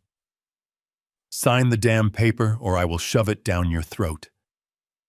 I looked up at her. I saw the greed. I saw the hatred. I saw the murderer behind the makeup. "Okay," I said softly. "Okay, Cindy. I will sign." I lowered the pen to the paper. I focused on the line. I didn't sign my usual sweeping signature. I signed a shaky, broken scrawl. "William H. Harper." "There," I said, dropping the pen again. "It is done." Cynthia snatched the papers away before the ink was even dry. She handed them to Sarah, checking the signature like a hawk. Sarah nodded. "It is valid," Sarah said. "Now you," Jason, Cynthia commanded. Jason stepped up. He didn't even sit down. He grabbed the pen from the desk. "This is it," he said, flashing a grin at Emily's back. "The big leagues." He didn't read a word. He didn't flip a single page. He just flipped to the back, found the tab marked beneficiary, and scribbled his name with a flourish. Kyle Vance signing as Jason Vance.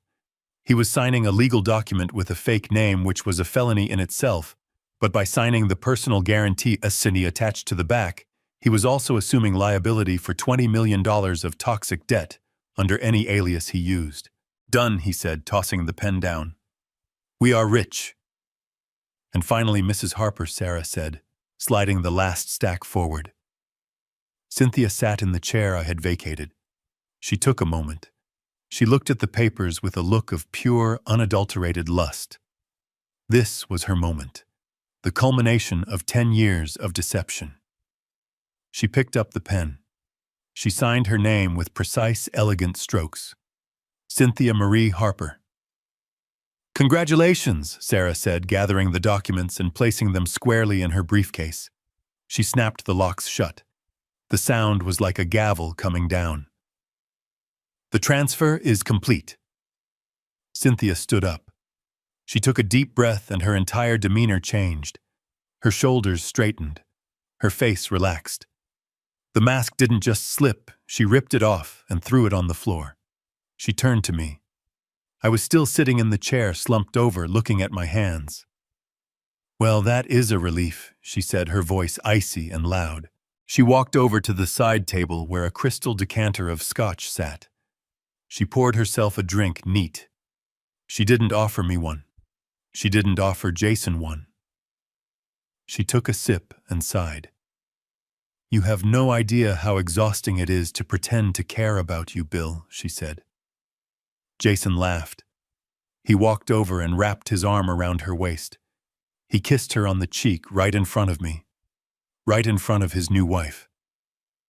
"You were amazing, baby," he said. "We did it." I watched them. They were celebrating. They thought the ink on those pages was their ticket to paradise. They didn't realize it was the ink on their death warrants. I looked at Emily. She had turned around from the window. She wasn't crying. She was smiling. A cold, terrifying smile. "Is it done?" I asked, my voice suddenly clear. The tremor was gone.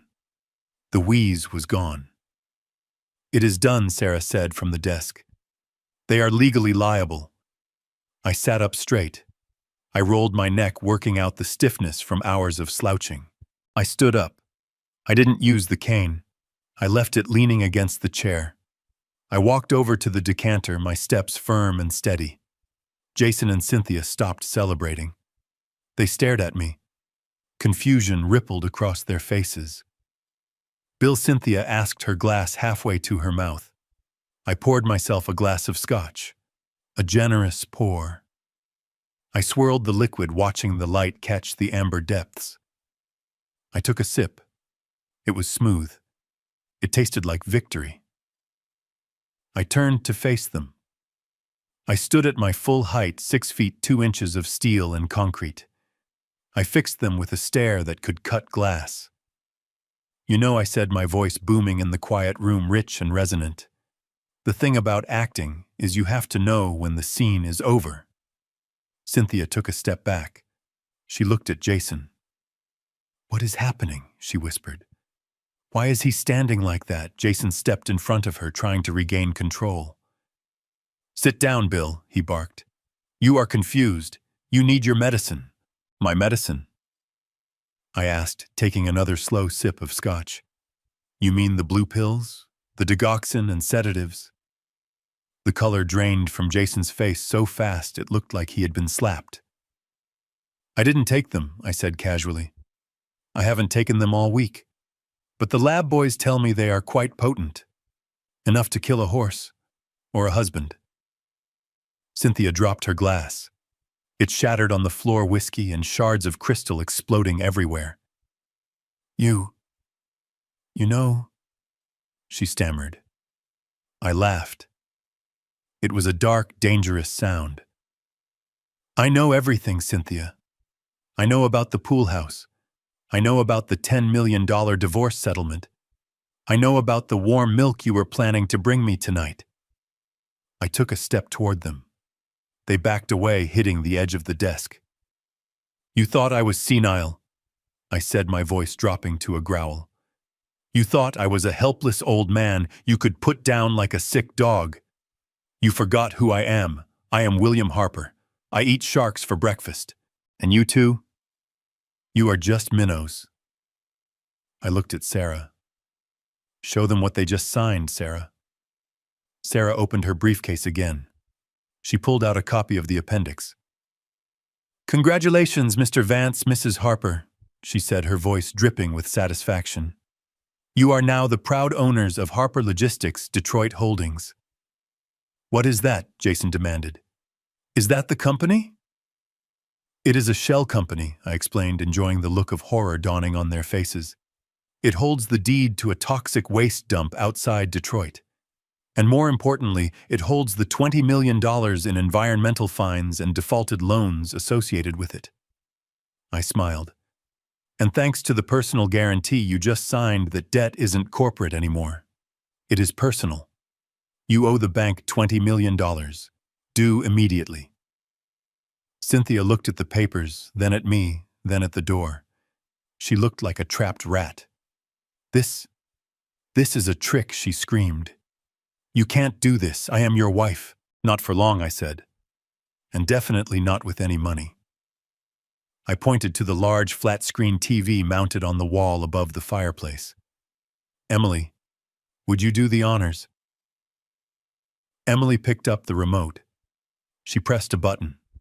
The screen flickered to life. It wasn't a cable news channel.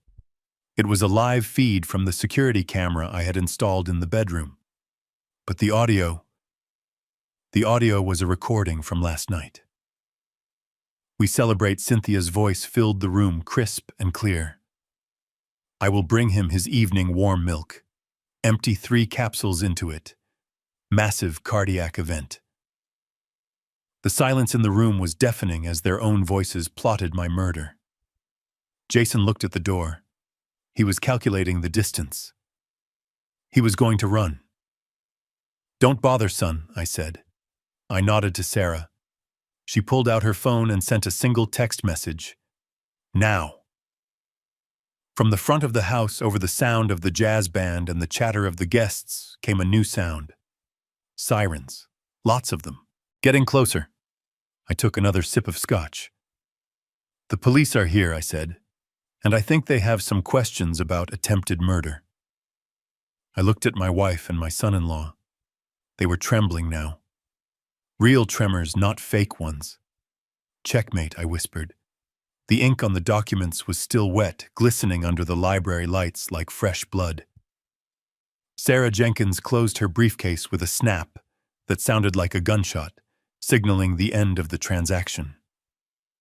The silence that followed was heavy, filled with the static electricity of a storm about to break. I remained slumped in my chair, my head bowed, my hands resting limp on my knees, maintaining the illusion of the defeated, feeble patriarch for just a few seconds longer. Then the laughter started.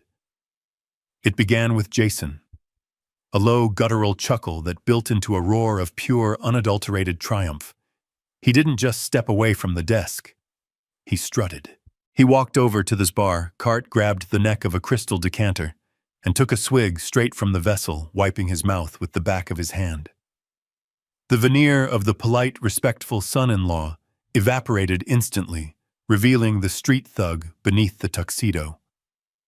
"It is done," he announced, his voice booming off the walnut paneling. He looked at me, his eyes gleaming with malice. "It is finally over. You know, Bill, I have to thank you. You made this almost too easy." He walked over to Cynthia, who was standing by the fireplace examining her fingernails as if she hadn't just signed away her soul. Jason wrapped his arm around her waist, pulling her flush against him. It was a display of ownership, a flagrant violation of every boundary he had pretended to respect for 2 years. He kissed her neck right there in front of me, in front of my daughter, in front of God and everyone. "Look at him," Jason sneered, gesturing toward me with his free hand. "He doesn't even know what day it is. Hey, old man, you can stop twitching now. You served your purpose. You signed the papers. Now you can go ahead and die. We are tired of waiting." I didn't move. I wanted them to dig the hole deeper. I wanted them to feel so safe, so victorious, that the fall would shatter every bone in their bodies. Cynthia pushed Jason away, gently laughing. She walked toward me, her heels clicking on the hardwood floor. She stopped a foot away from my chair. The look on her face was one of pure disgust. It was the look one gives to a dying insect before crushing it. "You have no idea," she said, her voice dripping with venom. "You have no idea how sick I am of you, William. I am sick of your stories. I am sick of your rasping breath at night. I am sick of the smell of you. You smell like decay. You smell like a corpse that forgot to stop moving." She leaned down, her face inches from mine. "Do you think I ever loved you?" she whispered, loud enough for the room to hear. "I loved the checkbook. I loved the house. But you were just a job. And I have just clocked out." She straightened up and turned to Jason. "Call the doctors in the morning," she said casually. "Tell them he has taken a turn for the worse. After tonight, he won't be waking up, but just in case he survives the night, I want him committed. Tomorrow, I want him in the state facility, the one with the barred windows. I am done playing nursemaid." Jason laughed again. "The loony bin.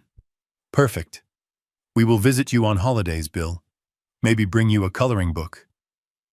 The disrespect was physical. It was a slap in the face that burned hotter than any fire. They were celebrating my destruction while standing on the foundation I had built. They were dancing on my grave before I was even in it. It was time.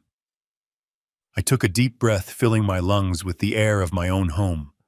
I stopped the shaking in my hands. I straightened my spine vertebra by vertebra, rising from the chair, not like an invalid, but like a king reclaiming his throne. The change was subtle at first, then terrifyingly absolute. My shoulders squared, my chin lifted. The vacant, watery look in my eyes vanished, replaced by the cold, hard stare of a man who had stared down mob bosses and corrupt senators. I reached into the inner pocket of my jacket. Jason flinched, perhaps thinking I was reaching for a weapon. In a way, I was. I pulled out a small black remote control. Jason frowned. Cynthia paused her glass of celebration halfway to her lips. "You think I am senile?" I asked. My voice was not the wheeze they were used to. It was a baritone rumble, steady and strong. It filled the room, bouncing off the books and the walls. "You think I am confused? You think I am weak?" I took a step toward them. They instinctively took a step back. The dynamic in the room shifted instantly. The predator had become the prey. Cynthia stammered, the color draining from her face. "What? Why are you standing like that?" I didn't answer her. I didn't give her the satisfaction of an explanation. Not yet. I pointed the remote at the far wall where a large oil painting of the Lake Geneva shoreline hung. I pressed a button. With a mechanical whir, the painting slid upwards, revealing a massive 80-inch flat-screen monitor recessed into the wall. It was part of the security system upgrade I had installed months ago, a detail Cynthia had never bothered to notice because she was too busy planning my funeral. The screen flickered to life. It wasn't a wedding slideshow. It wasn't a collection of happy family memories. The image was grainy, shot in low light, but the clarity was undeniable. It was the interior of the pool house. The date stamp in the corner read, 3 days ago. 11:10. The room filled with the sounds of heavy breathing and rustling fabric. On the screen, 2 figures were intertwined on the sofa. There was no mistaking who they were. The camera angle I had adjusted myself caught their faces perfectly. Cynthia gasped, a sound like all the air leaving her body at once. Her hand flew to her mouth. Jason froze, his eyes bulging. But the video was just the appetizer. The audio was the main course. "Just 3 more days, baby," the voice of Jason on the screen said, clear and arrogant. "Just get through the ceremony. Once that brat Emily signs, I get control." And then the voice of my wife. My loving, devoted wife. "His heart is a ticking time bomb. Maybe he has a stroke. Maybe he just goes to sleep and doesn't wake up." I pressed a button on the remote, skipping forward.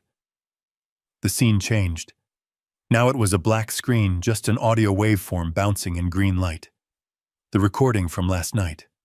"I will bring him his evening warm milk. Empty 3 capsules into it. Massive cardiac event." The words hung in the air, toxic and undeniable. "Conspiracy to commit murder." Spoken in their own voices. Played back at maximum volume in the room where they thought they had just won the world. I paused the recording. The silence that followed was louder than the screaming had been. Cynthia looked at the screen, then at me. Her face was a mask of absolute horror. The arrogance was gone. The cruelty was gone. All that was left was the raw, naked fear of a woman who realizes the trapdoor has just opened beneath her feet. You recorded us," she whispered. Her voice was trembling. "I recorded everything I said," my voice cold as the grave. "I watched you. I listened to you. I let you play your little game. I let you think you were smarter than me." "No!" she screamed. It was a primal sound, a shriek of denial. She lunged. She didn't run for the door. She ran for me. Her hands were clawed, her eyes wild. She was going to try to tear the remote from my hand, as if destroying the device would destroy the truth. "Give it to me," she shrieked, closing the distance in a frenzy of taffeta and rage. "You old bastard! Give it to me." I didn't flinch. I didn't have to. Before she could reach me, a blur of white silk intercepted her. "Emily." My daughter didn't just step in front of me. She hit Cynthia with the force of a linebacker. She shoved her hard right in the chest. Cynthia flew backward. She tripped over the hem of her mother-of-the-bride dress and crashed to the floor in a heap of expensive fabric and humiliation. "Do not touch him!" Emily roared. She stood over Cynthia, her hands balled into fists, her wedding dress pooling around her like armor. She looked magnificent. She looked terrifying. "You stay away from my father," Emily spat. "You are done, Cynthia. It is over."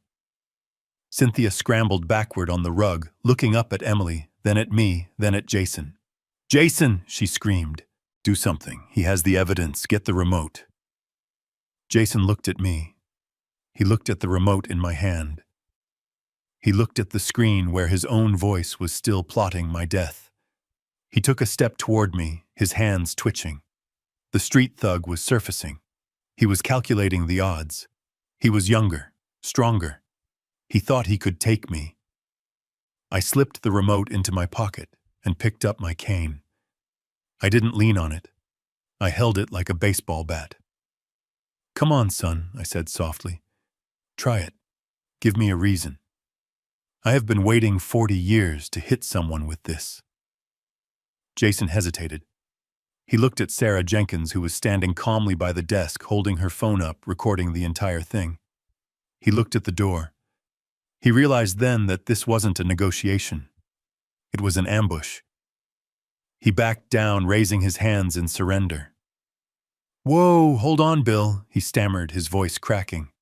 Let's talk about this." It was just talk, right? Just venting. We didn't do anything. "You signed the papers," I said. "That is doing something." I looked down at Cynthia, who was weeping on the floor, ruining her makeup. "Get up," I said. "You look pathetic." She looked up at me, mascara running down her cheeks. "Bill, please," she sobbed. "I am sorry. It was him. He made me do it. He brainwashed me." I laughed. It was a dry, humorless sound. "Save it for the jury." "Cynthia." I turned to Sarah. "Bring them in." Sarah tapped her phone screen. The heavy library doors burst open. The sound of heavy boots on hardwood floor echoed through the house, drowning out the jazz band outside. 4 uniformed police officers marched into the room, their hands on their holsters. Behind them was the chief of police, a man I had played poker with for 20 years. Cynthia screamed again, but this time it wasn't in anger. It was in defeat. The masks were off. The play was over. And the curtain was coming down hard. The library was suddenly crowded, filled with the heavy presence of authority. The 4 officers fanned out, blocking the exits, their hands resting casually near their belts, their eyes scanning the room for threats. But the only threats in the room were currently hyperventilating on my Persian rug. Chief Frank Miller, a man I had known since we were both young men trying to make a name in this town, stepped forward. He didn't look at Cynthia or Jason. He looked at me, gave a curt nod, and tipped the brim of his hat. He didn't need to say a word. The cavalry had arrived, and the siege was over. Sarah Jenkins stepped out from behind the desk. She walked past the trembling figures of my wife and her lover, her heels clicking a rhythmic beat of finality on the hardwood. She held the stack of freshly signed documents in her hand, waving them slightly like a fan. She stopped in front of Jason, who was pressed against the bookshelf, looking like a trapped animal searching for a hole in the fence. "Before the officers take you into custody," Sarah said, her voice cutting through the tension, like a scalpel, "I thought you might want to know exactly what you just accomplished today." Jason stared at her, sweat beading on his forehead. He didn't answer. He couldn't. His eyes were darting from the police to the window, calculating a jump he would never make. Sarah opened the folder. She didn't look at the text. She had written it after all. She knew every lethal clause by heart. "Congratulations, Mr. Vance," she said, a cruel smile playing on her lips. "And you too, Mrs. Harper. You are now the proud sole owners of Harper Logistics Detroit Holdings." Cynthia looked up from the floor, her mascara streaked her face, a mask of confusion and terror. What she croaked. "The trust. We signed for the trust." "You signed for the transfer of assets labeled under Schedule A," Sarah corrected her. And if you had bothered to read Schedule A instead of counting your chickens, you would have seen that the only asset in that particular portfolio is a defunct industrial site outside of Detroit. She flipped the page, holding it up so they could see the bold print. It is a toxic waste dump, Cynthia, I said, stepping forward. I bought it 5 years ago. It was a mistake. A $20 million mistake. The EPA fines alone are astronomical. The cleanup costs are bankrupting. It is a financial black hole. Jason's face went gray. The arrogance that had defined him for 2 years, the swagger of the street-smart hustler, evaporated instantly. But the $50 million, he stammered. The liquid assets. The tower. I laughed. It was a sound of pure release. The $50 million was moved yesterday morning, I said. I transferred the entire Harper Family Trust into a new, irrevocable charitable foundation dedicated to the victims of fraud and elder abuse. The tower. It is in a holding company owned solely by Emily. I took a step closer to Jason, invading his space. You didn't sign for my fortune, son. You signed for my mistakes. And thanks to that little personal guarantee Sarah slipped onto page 42, that debt isn't corporate anymore. It is yours. You personally owe the bank and the federal government $20 million. Jason's knees buckled. He grabbed the bookshelf to stay upright. The reality of the situation hit him harder than a physical blow. He wasn't just going to prison. He was going to prison a debtor. He would never have a dime to his name for the rest of his life. Every cent he ever earned, if he ever saw the outside of a cell again, would be garnished. You set us up, Cynthia screamed, scrambling to her feet. Her eyes were wild, manic. You tricked us. This is fraud. You can't do this. It is not fraud if you sign it willingly, Sarah interjected calmly. You had every opportunity to read the documents. You chose not to. You chose greed. Sarah turned to the chief of police. Chief, she said, her voice all business now. In addition to the conspiracy charges, I believe you will find an active warrant for a Mr. Kyle Vance out of Nevada for grand larceny and identity theft. She pointed a finger at Jason. That is him. The air in the room shifted. The financial execution was over. Now it was time for the criminal one. Jason saw the officers move. The instinct of the con man took over. The fight or flight response kicked in and he chose flight. He lunged. He didn't go for me this time. He went for the French doors leading to the terrace. He moved fast, fueled by the desperate adrenaline of a man seeing his life end. He shoved a heavy armchair into the path of the nearest officer and sprinted for the glass. He didn't make it 3 steps. The officer he had tried to block was younger and faster. He tackled Jason with the efficiency of a linebacker, driving him into the floor with a bone-jarring thud. Jason groaned as the wind was knocked out of him. 2 more officers were on him instantly, knees in his back, twisting his arms behind him. The click of the handcuffs was the sweetest sound I had ever heard. Get off me, Jason shouted, his face pressed into the rug. You can't do this. I know people. You are going to know a lot of people where you are going, son, the chief said, hauling him up by his collar. Mostly people you owe cigarettes to. Jason looked at me as he was dragged toward the door. His eyes were wide with panic. Bill, please, I can testify against her. I can tell you everything. It was her idea. She made me do it. I looked at him with zero sympathy. You already told me everything, Kyle, I said. I have the recording. I do not need a rat. I have the trap. They dragged him out, his protests fading into the hallway. Now it was Cynthia's turn. She stood in the center of the room alone. Her lover was gone. Her fortune was gone. Her mask was gone. She looked at the officers surrounding her, then she looked at me. She didn't run. She didn't fight. She just started to shake. Mrs. Harper, the chief said, stepping forward with a pair of cuffs in his hand. You are under arrest for the attempted murder of William Harper, conspiracy to commit murder and spousal abuse." "No," she whispered. "No, I took care of him. I loved him."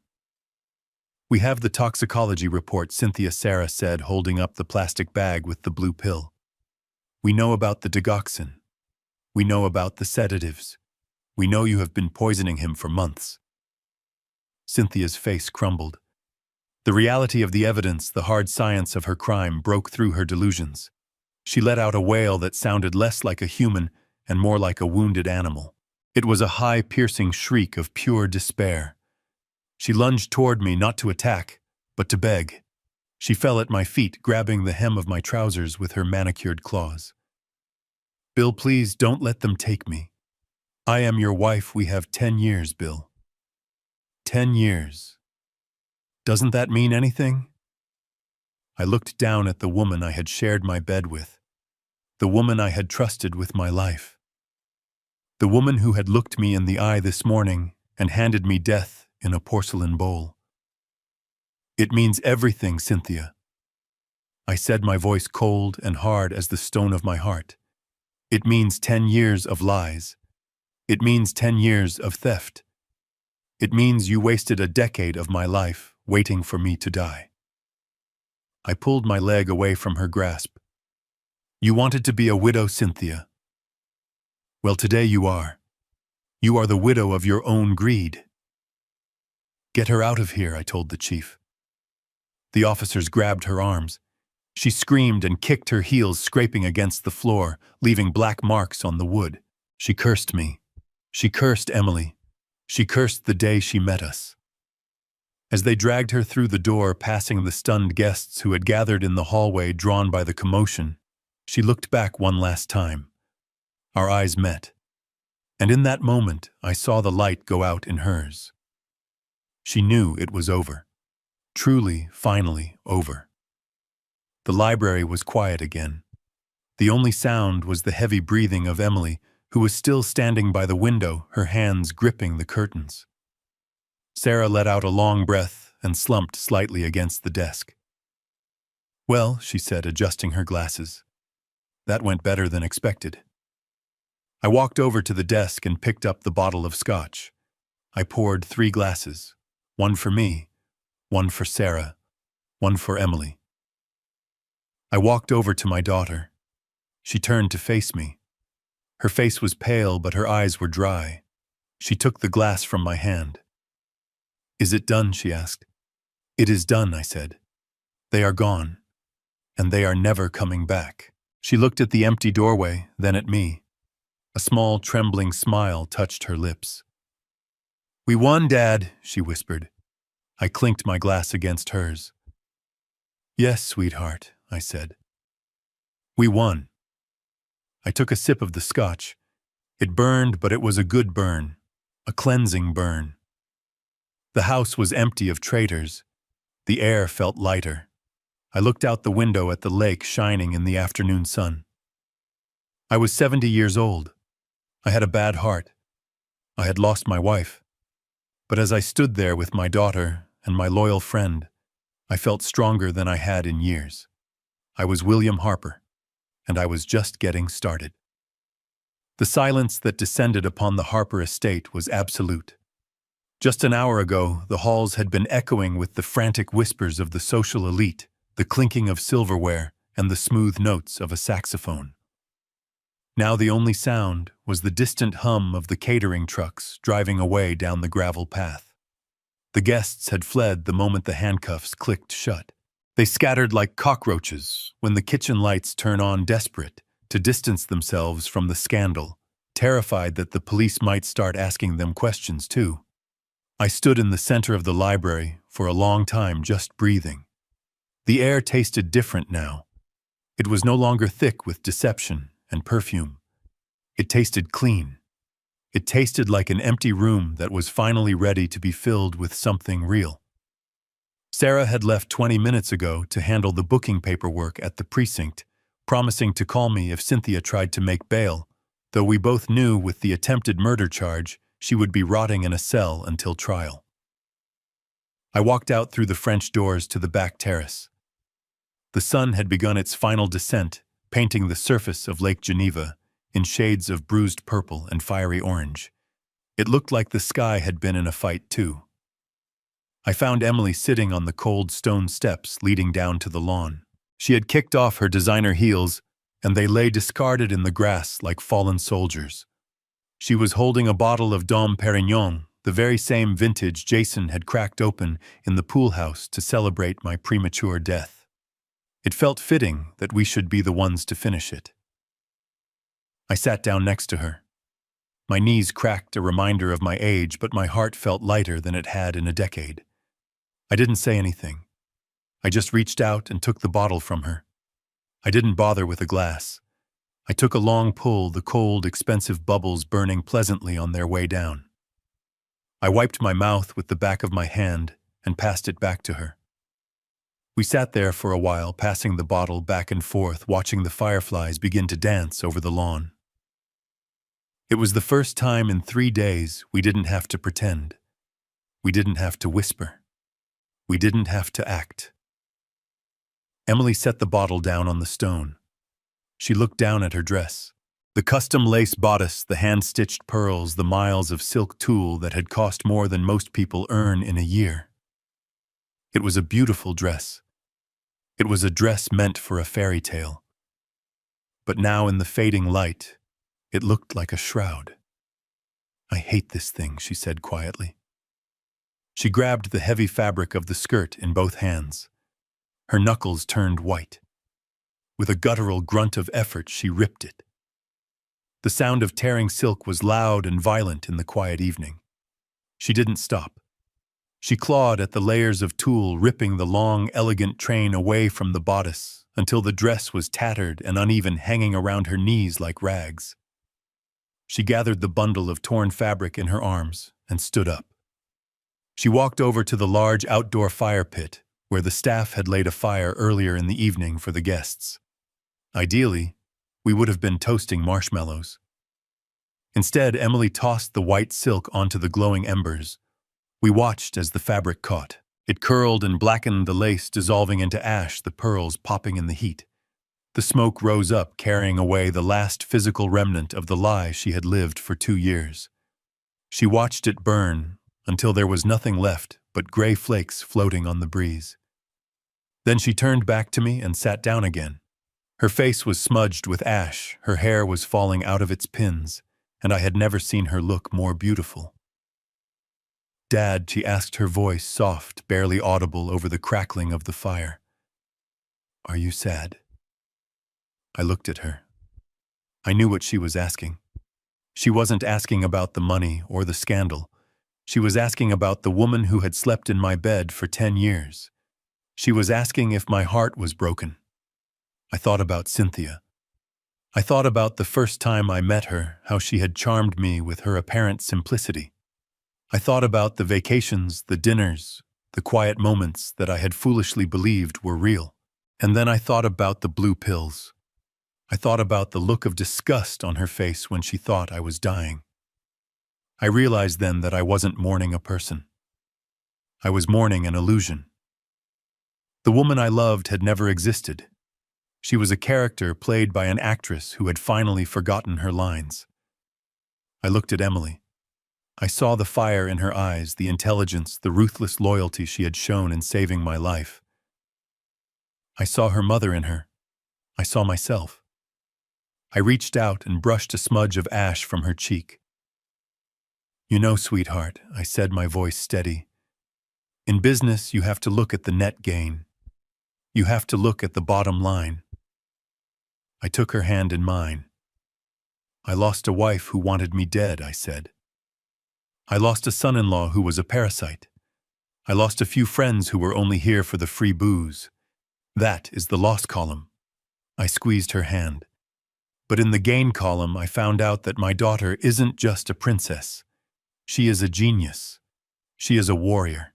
She is the only person in this world who truly has my back." I smiled, and for the first time in a long time, it reached my eyes. "I think I came out ahead on this deal, kid. I think I profited. Big time. Emily laughed. It was a wet, choked sound, and then she leaned her head on my shoulder. We sat there as the stars came out, a father and daughter in the wreckage of a wedding closer than we had ever been. After a while, I stood up. I walked to the edge of the terrace and looked out over the property. The moon was rising, reflecting off the dark water of the lake. I took a deep breath, filling my lungs with the cool night air.